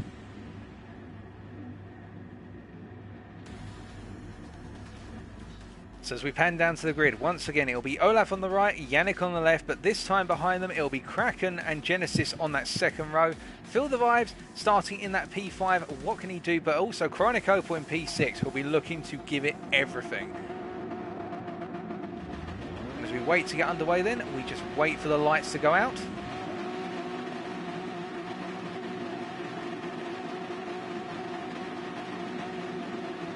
It's lights out and away we go once again, and Kraken and Yannick getting reasonably good starts here by comparison with Olav, but still all of our drivers making it away and immediately all tucking towards that left-hand side. I think Yannick wants to try and squeeze a little move in versus Olaf, but Olaf is saying, if you're going to go for it, you're going to have to go around the outside. I'm not giving you any of the room. And Olaf going full defensive once again, and Kraken having to hold to the inside versus Genesis here, and Chronic trying to go around the outside and getting it very wrong by looks of things. Not sure if it's pushed wide a little bit, but Chronic bouncing across the circuit right now. That is disastrous for the Australian driver, finds himself all the way down, but there's no real change up in our top four right now, but MDC up into P5 and Peachiola. Well, given that Peachy had a disastrous race one, look how Peachy is already all the way up into fighting for P5, although he does have Vincent on his inside coming out of 5 here, but Peachy will have the return into turn 6 if he so desires it, but I think Vincent has got the drag race complete up into 6, so all three of them are going to have to settle down right now as they come through turn 6, and it will be a battle on who's the most confident to get on the throttle as soon as possible on corner exit. Meanwhile, behind them, CM doing a good job in making his way up into P8. But as we flick back up towards the battle for the race lead, Olaf once again deploying his tactic of just simply nailing the start and starting to creep away. And that battle for first, second, third and fourth, well, Kraken has been passed, it should be pointed out, by Genesis. We didn't quite catch that, so that was off camera. MDC going a bit deep in towards turn 9, but still nailing it relatively so. And Peachy is trying to find a way past Vincent as they all come up towards turn number 11 for the first time of asking. And what's going to happen here? Well, it's going to be anyone's guess, but I get the feeling that MDC, if he can get Vincent and Peachy to trip over one another, then MDC could run away with a potential P5 here as they all come up towards the final hairpin, turn 13. All coming up then, is anybody going to go for a move? It doesn't look as though anybody's going for an early move, and as they all come out the final hairpin, one more corner to go before they move on to lap number 2. And we looked at, well, I say we looked to the front, what was happening back there in the rear camera shot? You've got Luco and Chronic going side by side, and I think it's going to be Chronic who out-drags Luco, although he's going to have to lift. But up front it is Olav, ahead of Yannick, followed by Genesis, then Kraken, then it is a sizable gap of 2.7 seconds back to MDC, being chased by Vincent, followed by Peachiola, then we've got CM in P8, followed by Chronic, and then Luco. It looks as though Chronic held on in the end versus Luco. Luco gave the space, and then Feel the Vibes in P11 after that disastrous start, and then Robert DiMicchio in P12 going for the move on what was there. Going for the move on Luco was Feel the Vibes, and Luco holding off for the time being. Vibes not able to get fully alongside. In fact, Robert going to try and sweep around the outside into turn 3, and as they come out the corner here, will he have got it now? I think Vibes is going to come back heavy on the brakes here into 4, and Robert can't really shut the door on that. He has to give the space, but Vibes actually backs out of it instead and decides to bide his time and build some more momentum as Vibes tries to go around the outside through 5, and Robert is not having any of it. Meanwhile, up front, Olaf pulling away, but Yannick is following him closely as Kraken, meanwhile, in P3, and got back past Genesis. And I think that would have been into turn 1, and again we have missed that, folks. I do apologise for that, but we can see that MDC holding on to that P5 right now, and he has got a whole cluster of cars behind him as MDC. He's got 4 cars behind him, all trying to fight for positions, and this must be very difficult for MDC in the moment because he's probably thinking to himself, oh, flipping out. And in fact, we have got a move on already to say that Vincent is going to go for the move on the brakes into turn 9. Now, will he try and just simply get on the throttle as soon as possible? He is going to go for it, and he's going to nail it nicely. MDC finds himself dropping down and losing a little bit of momentum here, and what will MDC be able to do versus Peachy? Well, the road's going to tighten very shortly, so I think MDC is going to be safe in P6, but MDC looking very vulnerable at this point in time as Vincent tries to pull away, but he goes very deep into turn 12, and a number of the drivers do in fact, and we see one driver in the rear view camera shot, Luco getting it wrong, Feel the Vibes being rubber banded into the wall and exit there, and then we've got Robert also getting clustered in on that mix, so it only takes one driver, and it seems everybody will make a mistake. And I'd love to look at the leaders, folks, but we have got a 5-way battle for P5 right now, and none of them want to give it up as we see Vincent is the leader going into turn 14, but as they come out of it to complete lap number 2, who's going to be the leader come the end of this straight? Well, your guess is mine as well, in the fact that Vincent is running away a little bit, but MDC in the slipstream and CM up into P7 right now after the fiasco at turn 13, and as they come into turn 1 then, is anybody going to go for the move? MDC going to the inside! What a lunge for MDC to go for it. I think he's had to avoid because he realised that was going to be a bit of a push to pass there, but that caught Vincent blindsided a little bit, but it's all come down, and Chronic Opal actually had a bit of a disastrous exit out of turn 13 on the previous lap. That's why he's dropped down the order, as we can see in that battle where it's just constantly chop and change as Vincent goes very deep into turn 4 but catches it for turn 5. But that's going to give CM, Peachy and MDC all the opportunity to close out as Chronic has cleared Robert again, and now he's got to try and catch up to this lot. 2 little packs of 4 4, chasing one another around the circuit. And meanwhile, up front, Olaf holding on by 4/10 of a second versus Yannick. But you do wonder whether Olaf is just simply biding his time here and eking out a little bit of pace lap on lap. Meanwhile, further back, we saw that it's another case of a drag race up the hill as Vincent goes to the inside versus CM here, and CM trying to get into a position to attack, and he just can't do it at this point in time. But look at Peachy trying to go for the Moses manoeuvre between the two of them and not able to do it on the brakes. But as CM goes very deep into the corner here and Chronic hold on to P9 for the time being as well, we can see that MDC has dropped down to P8 and CM and Vincent side by side coming up towards turn number 11 for the third time asking, and Peachy's going to try and squeeze through as well. And they're going side by side into turn 12, and one of them's got to give the space, surely. And I think it looks as though somebody's got it very wrong there. I'm not sure because we couldn't see it clearly on camera, but I think CM's got it wrong, and that means Peachy is up into P6 and Chronic Opal up into P7. Chronic's just literally come out of nowhere. Where's the Australian come from? Well, let's take a quick hop back and find out there.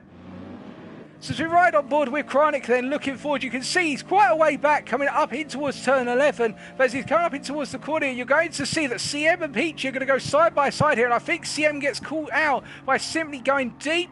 Alternative, no, he gets it wrong and goes sideways. MDC backs out of it and CM hasn't got any momentum, and that's how Chronic takes 2 places in one go as he goes to the move on the inside versus Peachy and Vincent here, and this is going to be the move for P5, and he went a bit too deep and got it wrong. Chronic is pushed off there, and oh, that is so unfortunate for the Australian driver as there's contact with Robert, and it looks as though as he rejoined, everybody drifting wide of the Australian or trying to avoid the Australian through no fault of his own.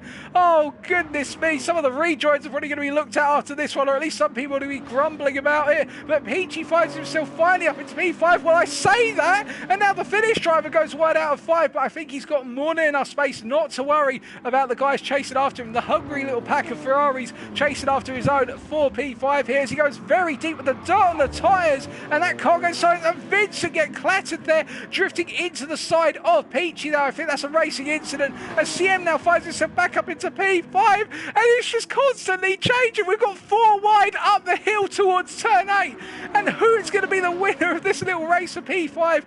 Oh goodness me, well CM is ahead right now, that is for sure, for certain.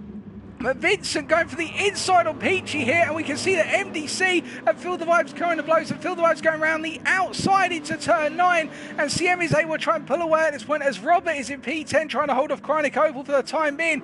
But it is constant pressure right now for anybody who's in P5. They've just got this pack of cars that won't let them go, and Peachy drifting, and Vincent trying to drift alongside Peachy. Well, this isn't a drifting tours tournament, guys, it's a race.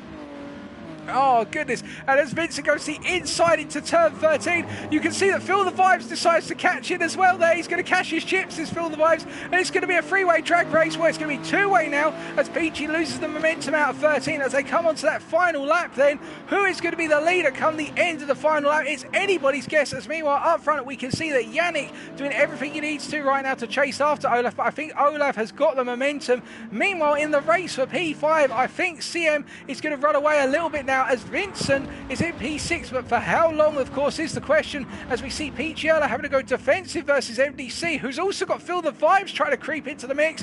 We've got 4 cars vying for P6 right now, and behind them you've got Chronic Opal who wants to get back in that mix. He'll want to gain places after he's cleared Robert Dimikiro, and Luco down in P12 at his current point in time as CM nails his braking point there for turn 4, but Vincent going very deep out of 4 once again. It seems to be a standard racing line, but it costs him so much momentum out of 5, and you can see in the fact that all Constantina in up the back as Robert goes wide there out of 5 at the rear of the camera shot. We can see that Vincent is being stacked upon by the guys behind him right now. Meanwhile up front it's Olav ahead of Yannick. It's still close between these two, but I don't think Yannick's got any ground to make right now. I don't think he's got the momentum to do it, and in the battle for P5 we can see we've got 6 cars all chasing one another up the hill with CM leading this little pack, and then it's Vincent once again who's having to try and hold on to this P6 as hard as possible. Peachy looking to go around the outside into turn 9, or is he going to go for the cutback? And Chronic also trying to go for a sort of cutback here as we see MDC very tight on the line, and Chronic trying to nail it on the cutback there as they come out the final corner.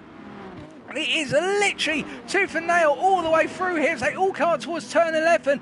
And well, as they make their way up into turn 11, who's it going to be? They all settle down into an order. But meanwhile, coming around out of the final corner in the drag race to the line, I think it's going to be the British driver once again of Olaf, who just holds off the Swiss of Yannick just about. Those two come across the line, and it will be Kraken who holds on to P3 once more versus Genesis. The Irishman just missing out there. CM, however, is going to be finishing in top 5 as he comes out the final corner, subject to any final errors. Fingers crossed not, it will be the Polishman coming home at the end of our top 5 in P5, and it's all kicking off in the rearview camera shot as Vincent comes home in P6, Chronic in P7, and then Phil the Wise in P8, Peachy in P9, Luco in P10, MDC in P11, and then Robert coming home in P12. Congratulations to all of our drivers, but once again, congratulations to Olaf from the United Kingdom.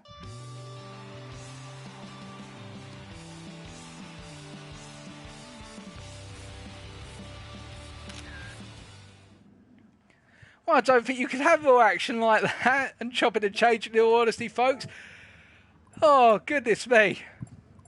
But your race results, subject to any stewards' inquiries, of course. Olaf making it 2 out of 2 tonight with another win. Only, however, 1.5 tenths this time ahead of Yannick in P2.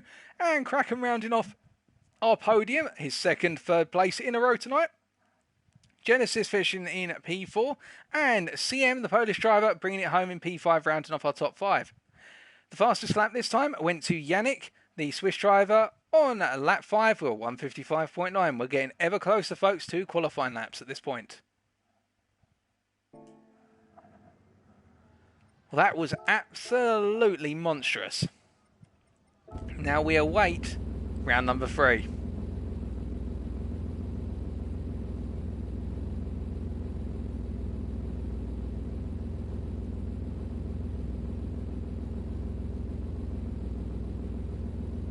And as we do, I'm going to take a very quick sip of water because otherwise I'm going to be losing my voice.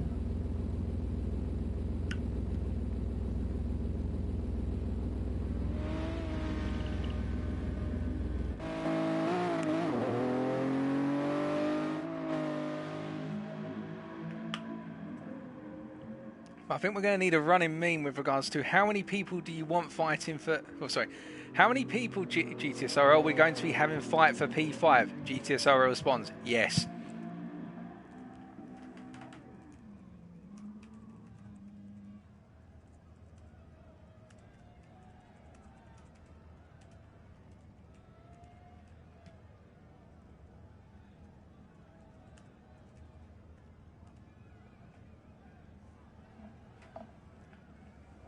What a crazy, crazy second race, and it can only mean that we're going to have an even more fantastic race number 3. Now, of course, keep in mind, race number 3, the 10-lapper, the long race, the strategic race. We've got a mandatory pit stop. The question is, do you go for a tyre change? Now, I think for some of our leading drivers, such as Yannick and Olaf, if they're able to pull away and just clear the field, probably not needed. Meanwhile, for some of our other drivers who are perhaps a bit more aggressive on the tyres and finding themselves running in the midfield and constantly fighting over positions, they're probably going to go for a tyre change. Now, at Sardinia Road Track A, the pit time loss is a bit longer than it used to be, if I remember correctly. It's somewhere in the region of about 15 to 18 seconds for a tyre change in the pit. So taking that tyre change out will, of course, shorten that pit time, but of course then you've got to drive home on very worn tyres.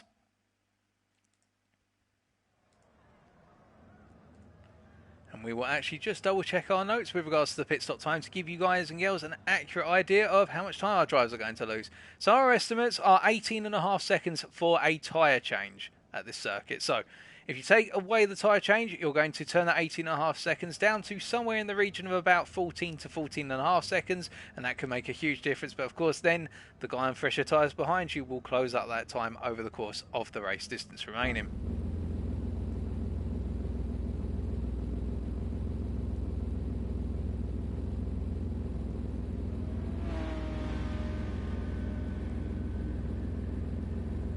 As we can see, we have got Vincent making his way out onto the track.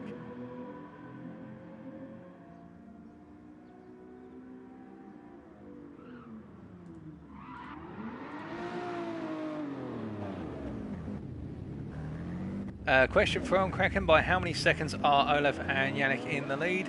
Yes. Slay finished that race 6.1 seconds ahead of you, my friend. Or 6 seconds if you count the average between the two of them.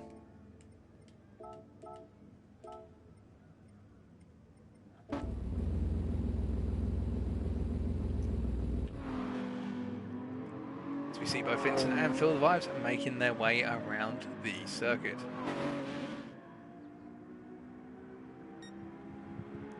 Now, of course, from Yannick's perspective right now, in picking up the, well, trying to go for the Drivers' Championship win, given the fact that he's finished P2 in both races so far, and Olaf has won 2 races back-to-back. So long as Yannick does not fall out of P2, and in fact, I think he can actually finish P3 in this one, and Olaf can win, I believe Yannick will secure the Drivers' Championship for Season 37 EU Division 1. So Yannick, I think, is just doing everything he needs to just stay with Olaf, keep the pressure on, but not overdoing it to the point that he could throw away his chances of winning that Drivers' Championship. He has got a sizable lead of what is 13 points over Olaf.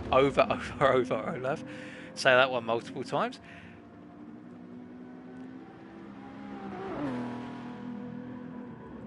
I'm just waiting on confirmation on whether we'll be getting that race number 3 underway now.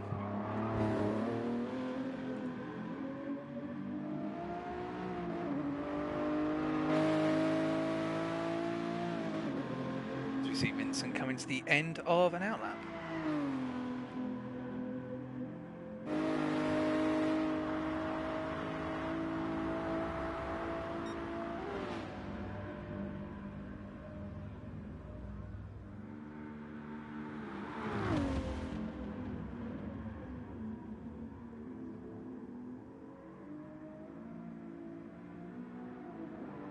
And we're still waiting for drivers to get ready to go for race number 3, so we've got a little bit of time yet.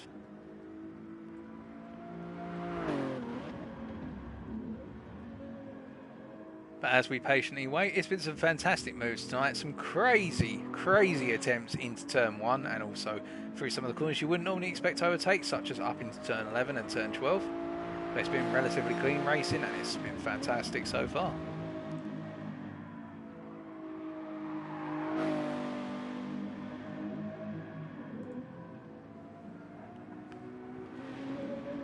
You do have to feel for some of our drivers who found themselves right up towards the front to begin with, only to fall further and further back and want to try and recover as much as possible.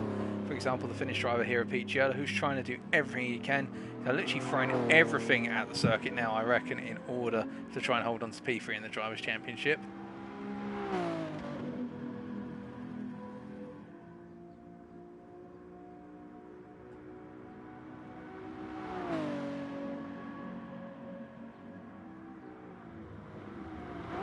Patiently waiting now.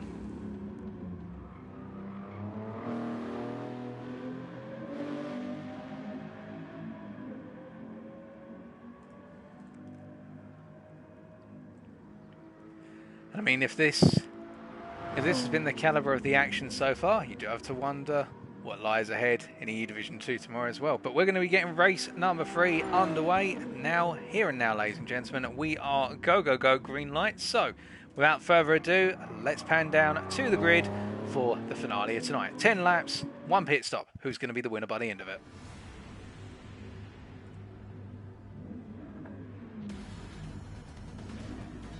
So for the grand finale of EU Division 1 Season 37, we come down to the grid with Olaf and Yannick on the front row once again, having a cracking time, and Genesis behind them. But watch out for Chronic Opal in P7, who is going to be doing everything he can to get up into that podium.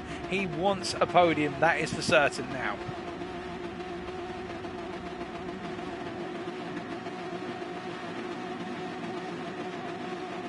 And it's lights out and away we go, and Olaf getting a much better start this time compared to the 2 previous ones, and you're going to see that emphasised in the fact that as everybody tries to tuck in once again, what with Chronic actually getting a really strong start there, it's worth noting. You can see he's already trying to go for that inside line up into turn 1, and we do have to wait to find out how that's going to play out for him. We can see that Olaf defending as hard as possible from Yannick there, and Vincent all over the back of Genesis, giving a little tap to the back of Genesis, but everybody making it through nice and safely this time. I think everybody's realised that after the calamity of race number 2. We've just got to keep it nice and careful through turn 1. But now it's all kicking off already with CM trying to go to the outside of Picciolo and Feel the Vibes. Feel the Vibes going into turn 4 defensively, but finding himself caught on the outside for turn 5 and being knocked wide there by Peachy. He's thrown across the circuit into Luco, and that is a disaster for Feel the Vibes, and Robert takes the 2 places up into P10. Up front, meanwhile, we can see that Olaf had to go ultra defensive versus Yannick, and Yannick just about missing the wall out of turn 6, which means he'll have the momentum. And who's going to win this drag race? I think Olaf has just got a little bit ahead by a hair's width at this point in time, but Yannick will be all over the back of Olaf, and I think that's what he's trying to do. He's just been building for this Olaf as he just manages to avoid the wall dash. Yannick, and he's going to try and go for a cutback potentially as Kraken has to go defensive, but you can see that Genesis is throwing it around the outside and almost has it, but not quite. So it looks as though both the drivers in P2 and P4 not happy at those positions and wanting to get past as soon as possible, as Chronic is all over the back of Vincent right now. So as they come up towards turn 11 then and make their way into 12 for the first time asking, you can see that Chronic getting a call a little bit there in terms of speed by the dirty air of Vincent's car in front. As they all break their way down to turn 13.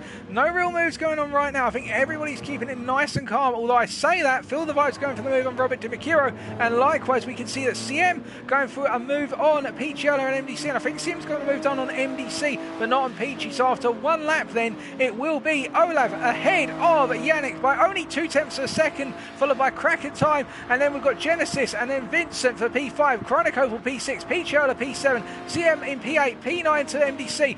Robert DiMicchio in P10, Feel the Vibes in P11, and Luke already pitting, but in the battle for the lead, you can see that Yannick and Olaf going toe-to-toe ever still, and Yannick is throwing everything at Olaf here to try and get the move done. He's literally throwing the kitchen sink, I can imagine, at this point, because he wants that win. He wants to prove that he can pick up a win tonight, and he's all over the back of him like a sore rash. And behind me, while there's no real change, but Luco pitting this early, of course, is something that everybody's going to be monitoring to see how Luco starts to catch up, as we see in this battle for P8 right now. Robert and Feel the Vibes side by side in the order for P10, and Robert holding on for the time being, but Olaf is still holding off Yannick for this point. But as they come out of turn number 6, you can see that Kraken is not having an easy time of holding off Genesis right now.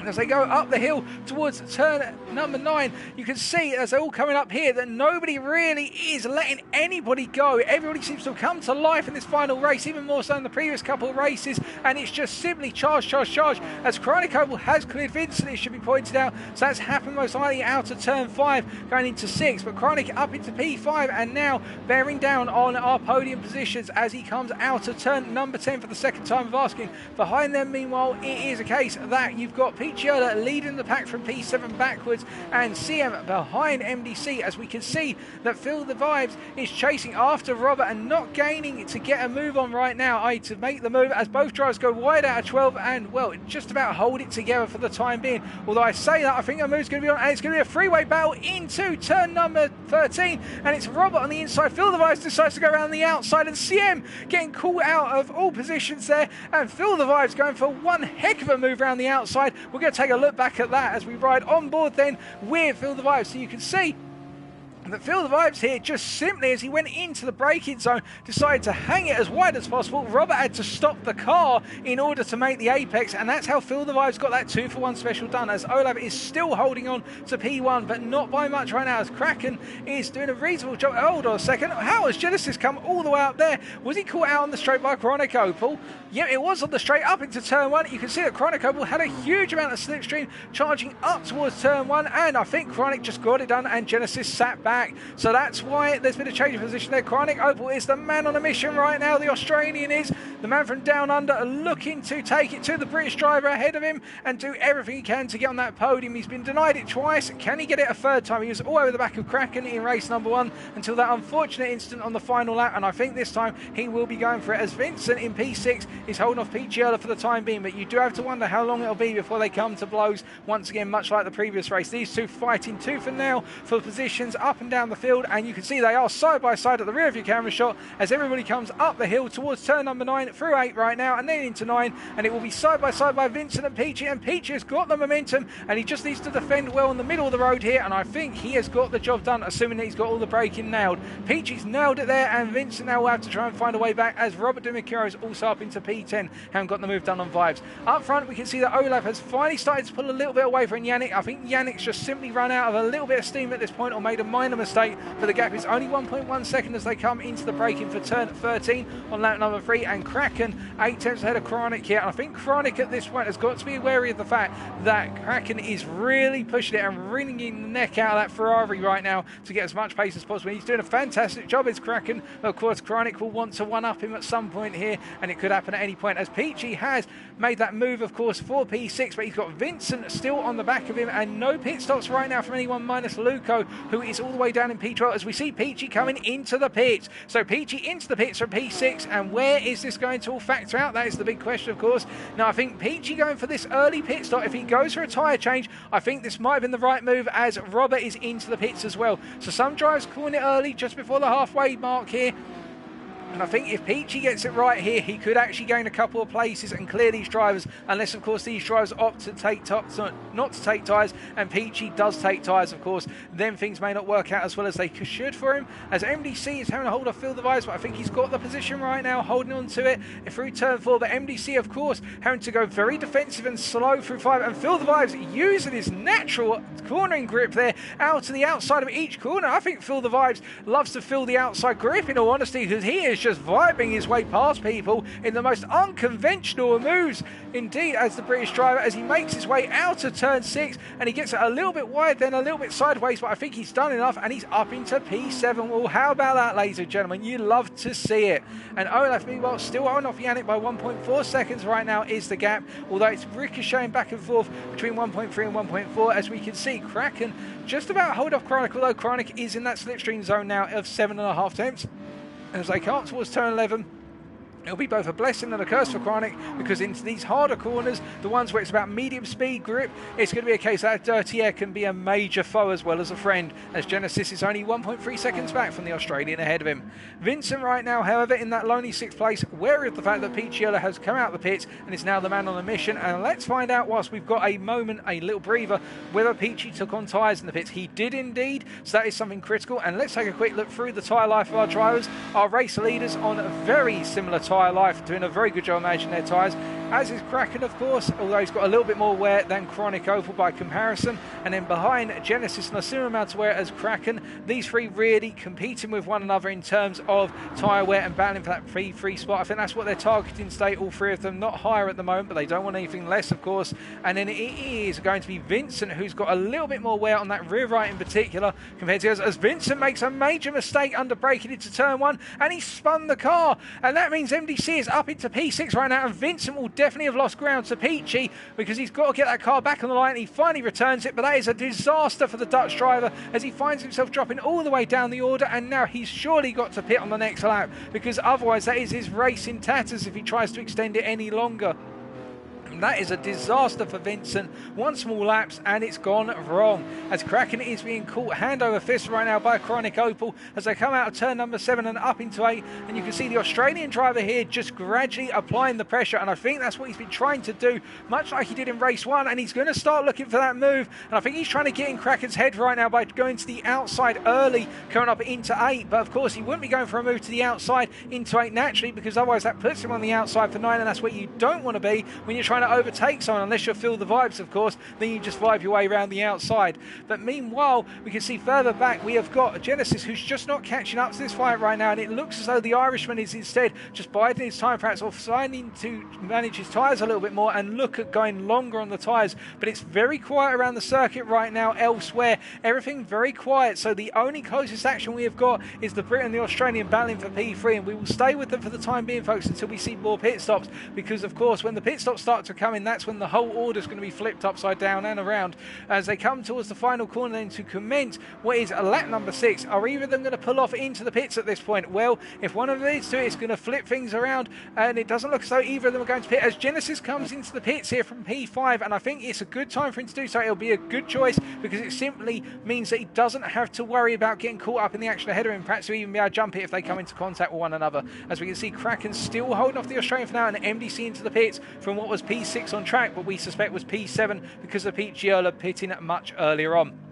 We'll wait and find out as we see a lot of our drivers coming into the pits right now. Vincent and CM as well. But in this battle for P3, Kraken being hounded by Chronic right now. And we will keep an eye on, of course, as I think Pete Giola has cleared everybody ahead. So Pete Giola up into P6. The only driver he didn't clear was Genesis, as would be expected. But we hop back to that battle for P3 right now. So Peachy pitting early was actually a really good strategic call in clearing the field. And that means that he's got a nice bit of space out of the circuit. But Kraken is having to defend so hard versus Chronic. He's constantly having a look in his rear mirror because Chronic is all over the back of him, although Chronic has lost a little bit of ground out of turn 6 on this lap, it looks like. But I think Chronic knows that he's lost a little bit of ground this one, but he's keeping that pressure there. And that's where I think Chronic is so strong at just keeping that pressure on you all the time and making sure you've got one eye on the circuit and one eye in your mirror, whereas you'd want two on the circuit, of course. And you can see he's literally following Kraken around the lap like he's glued to his backside, and it's just so intense for Kraken right now. I can only imagine what it's like in that cockpit. He's probably sweating to pieces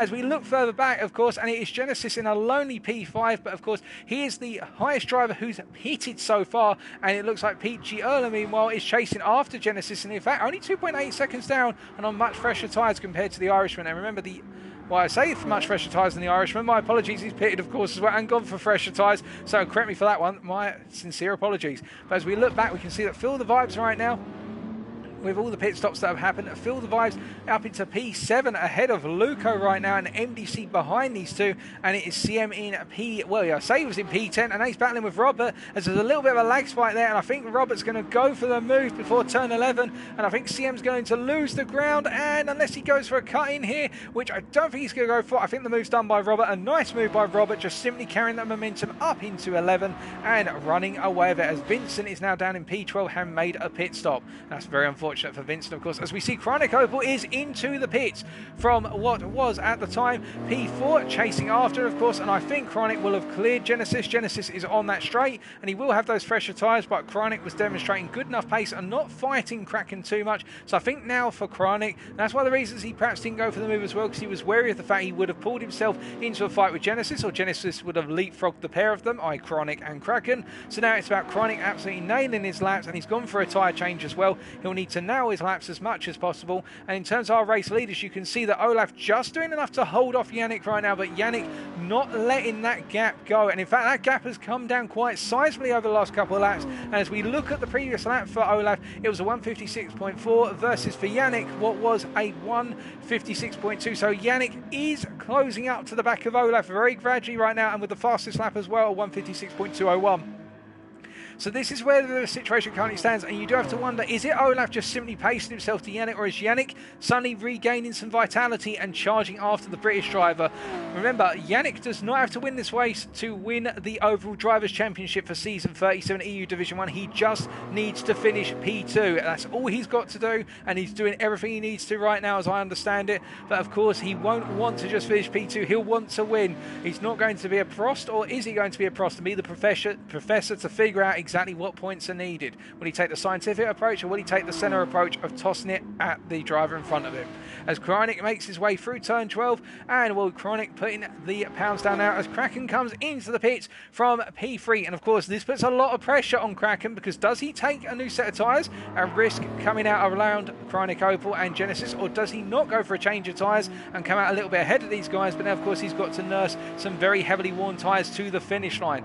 We will find out very shortly for you, but it looks as though all of our field right now isn't too heavily clustered up as they're all making their way out. And in that battle for P3 then, Kraken has come out, I think, ahead, significantly ahead, but I don't think he went for a new set of tyres. So this is the gamble from Kraken. Now he's got 3 laps on a very worn set of tyres by comparison with Chronic and Genesis to hold off the pair of them. The gap is 3.8 seconds as it currently stands, but Chronic is going to be ripping time out of Kraken lap on lap. I suspect he's going to be at least 8 to 9 tenths faster a lap, if not a second a lap faster by comparison with Kraken, and Kraken's got to be so careful on these tyres now. One mistake and it could all be in the bin for the British driver here.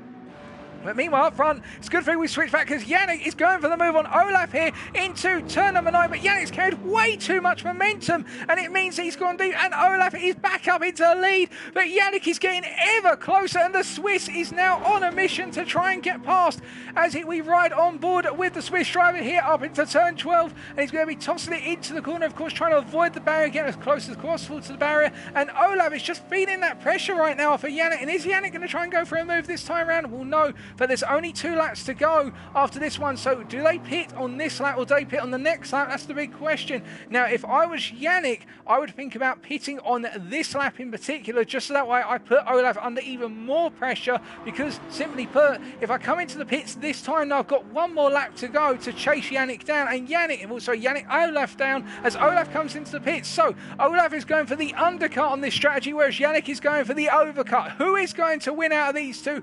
Place your bets now, ladies and gentlemen, because it's so close between the pair of them. And meanwhile, Kraken, well, he's doing a reasonably good job right now, and Chronic is not closing up enough to the back of P3 as Genesis goes very wide out to turn 13 but misses the exit ball there very nicely. And Olaf, does he go for a new set of tyres? Olaf does not go for a tyre change here, so it's going to be the master of worn tyres. And Olaf now comes up towards turn 1. It is so close between these two.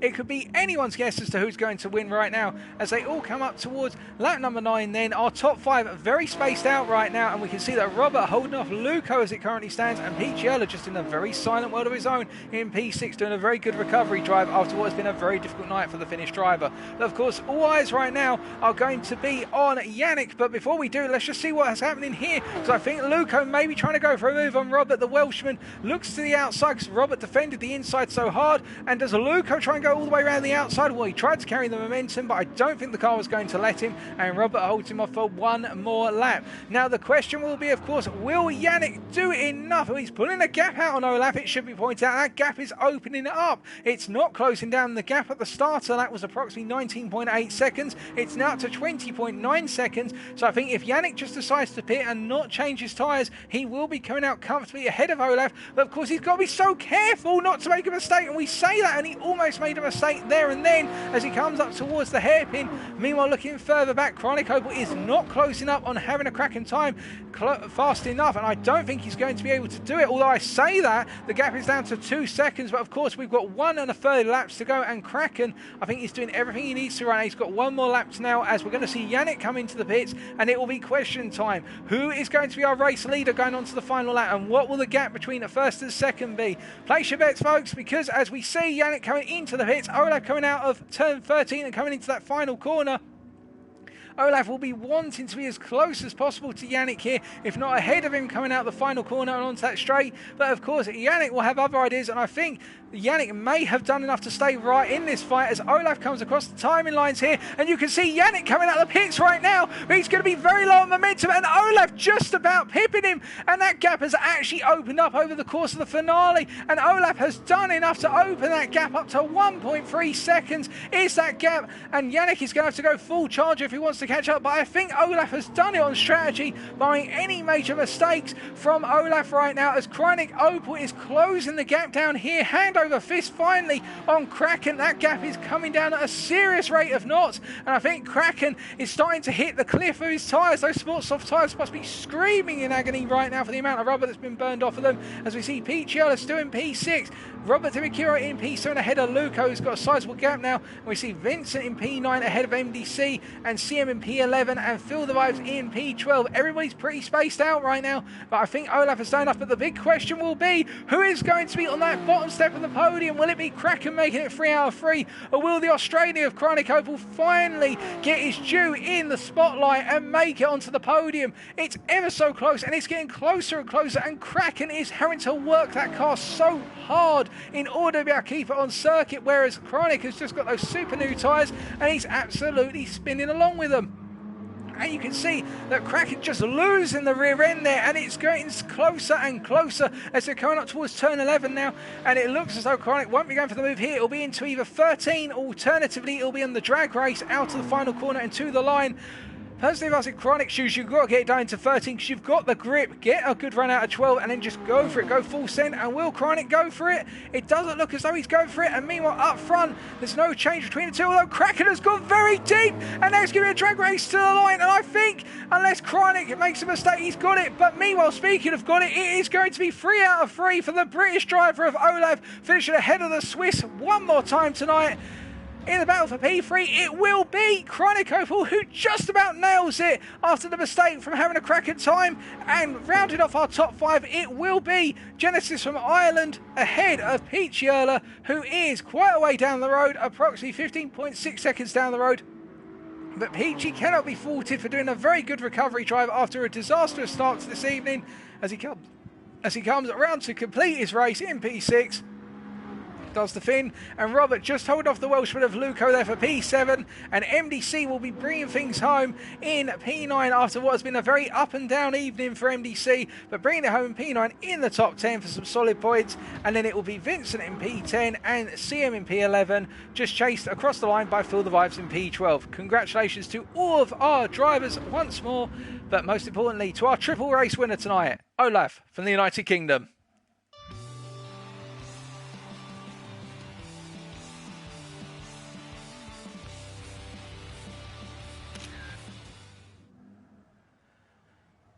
Well, that was an absolute biter, nail-biter of a finale. But here's your standings, subject to any steward's decisions, of course. Our race winner making it 3 out of 3 tonight, Olaf from the United Kingdom, finishing 1.1 seconds ahead of Yannick from Switzerland. And our bottom step of the podium going to Chronic Oval, finally getting his due, the Australian, finishing 8 seconds behind our race leader. Kraken finishing in P4, the British driver there just making a minor mistake in the end, under braking into turn 13, which was a major error in terms of finishing on the podium, but he'll know have done a fantastic job tonight to try and bring home what was a difficult third place. And then our top 5 being rounded out by Genesis once again, the Irishman coming home at 12.6 seconds behind our race leader. The fastest lap on lap 7 this time, a 1:56.0, going to Yannick, our P2 driver from race 3. And that is how the dust settles at the end of it, folks. And that is the end of EU Division 1's Season 37. And what a fantastic season it has been. Of course, it's been a pleasure to commentate the races for round number 3. And once again, thank you very much to Tenured Frog, or Josh, for commentating rounds 1 and 2. But most importantly, of course, thank you to all of our drivers for putting on a fantastic show as we now get ready for the King of the Karts session.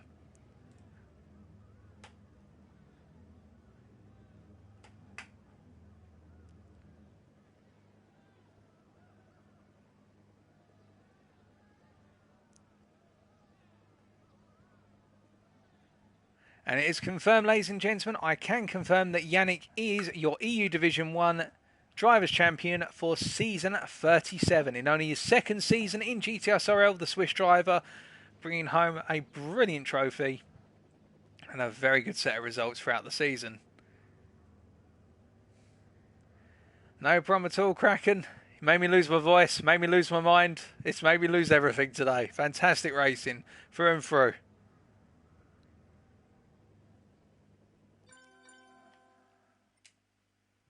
And we need to do some quick prep for the King of the Karts race.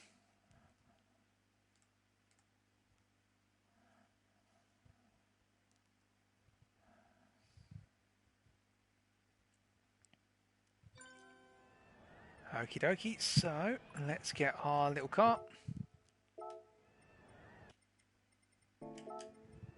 And make sure we can actually drive it, that we're not looking backwards.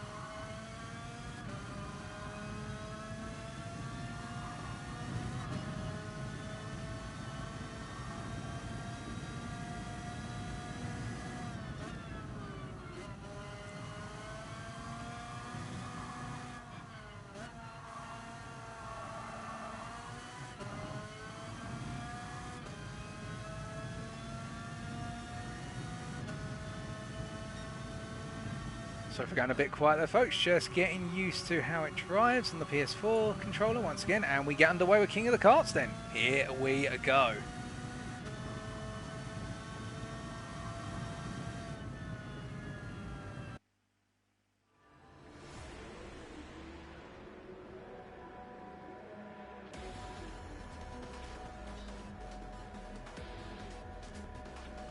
So 2 laps, and who's going to win by the end of it? Will Olaf make it 4 out of 4 today by picking up the King of the Karts win as well, or will Yannick upset the kart?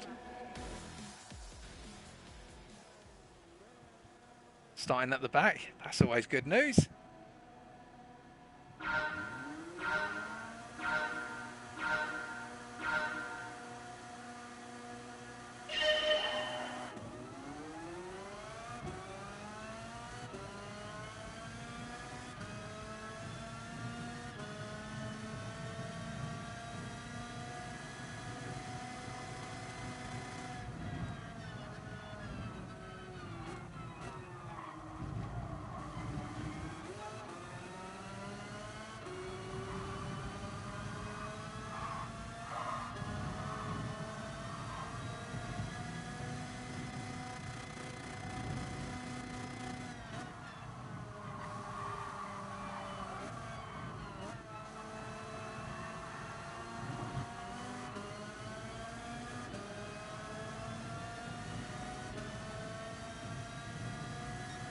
I'm good to hear you enjoyed it. I'm sorry, I'm pleased to hear you enjoyed it, Vincent. Sorry, concentrate on this and try to form English diction. I'm glad you enjoyed yourself in the end, mate.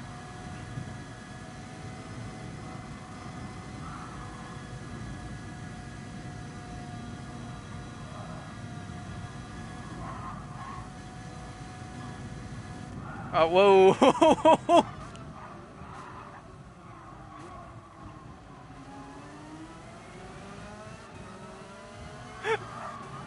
It is close tonight. Oh, that's a wall. No, we're not going into that wall.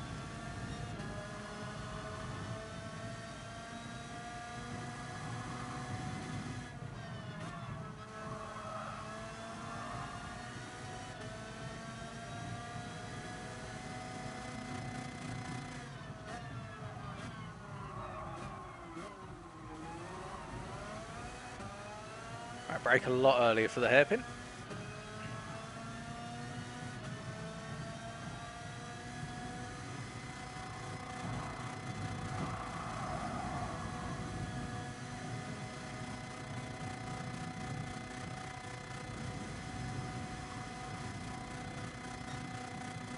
Must be some sort of flaw of my car because I'm getting nowhere near everyone else.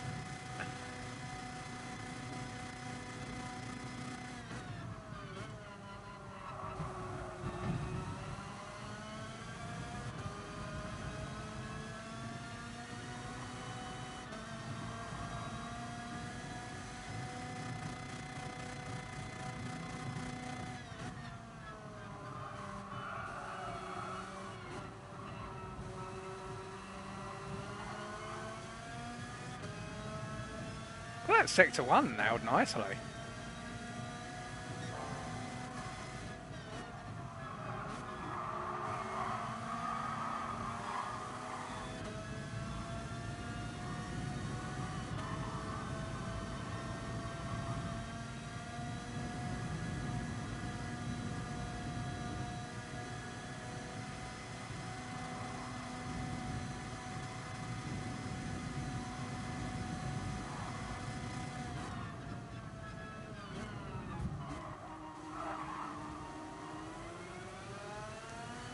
Right, now we've got to work on it. Now we've got to work.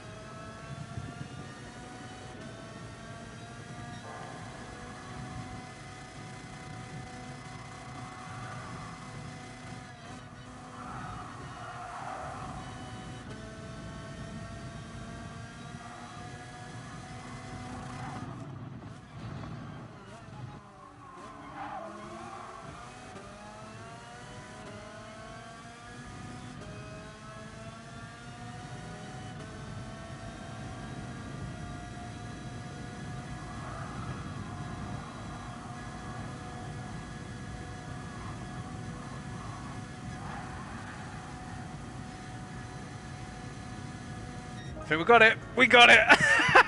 Hey! I'm not sure what happened behind me. I think somebody might have knocked somebody into somebody else and cleared my rear for me.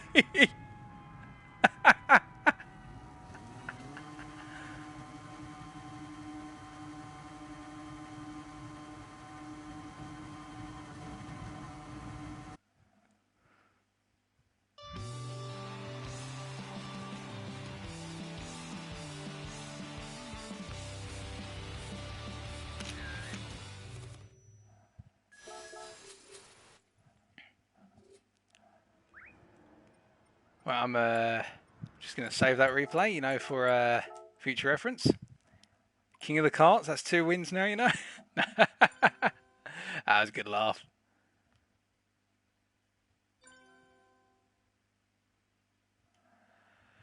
Oh, well, that concludes proceedings tonight, ladies and gentlemen. It has been a pleasure bringing you EU Division 1 round number 3 for season 37. Thank you to our host, AMDC, for hosting the lobby tonight. And thank you, of course, once again to all of our drivers for what has been an absolutely fantastic season of racing. But we must draw the curtains on the festivities tonight. And we look forward to the same time tomorrow night where EU Division 2 will be here at Sardinia, giving it their utmost in the final round of their season 37. Be sure to come back then for more racing action. But until then, stay safe, stay well, stay smiling, but most importantly, stay on track.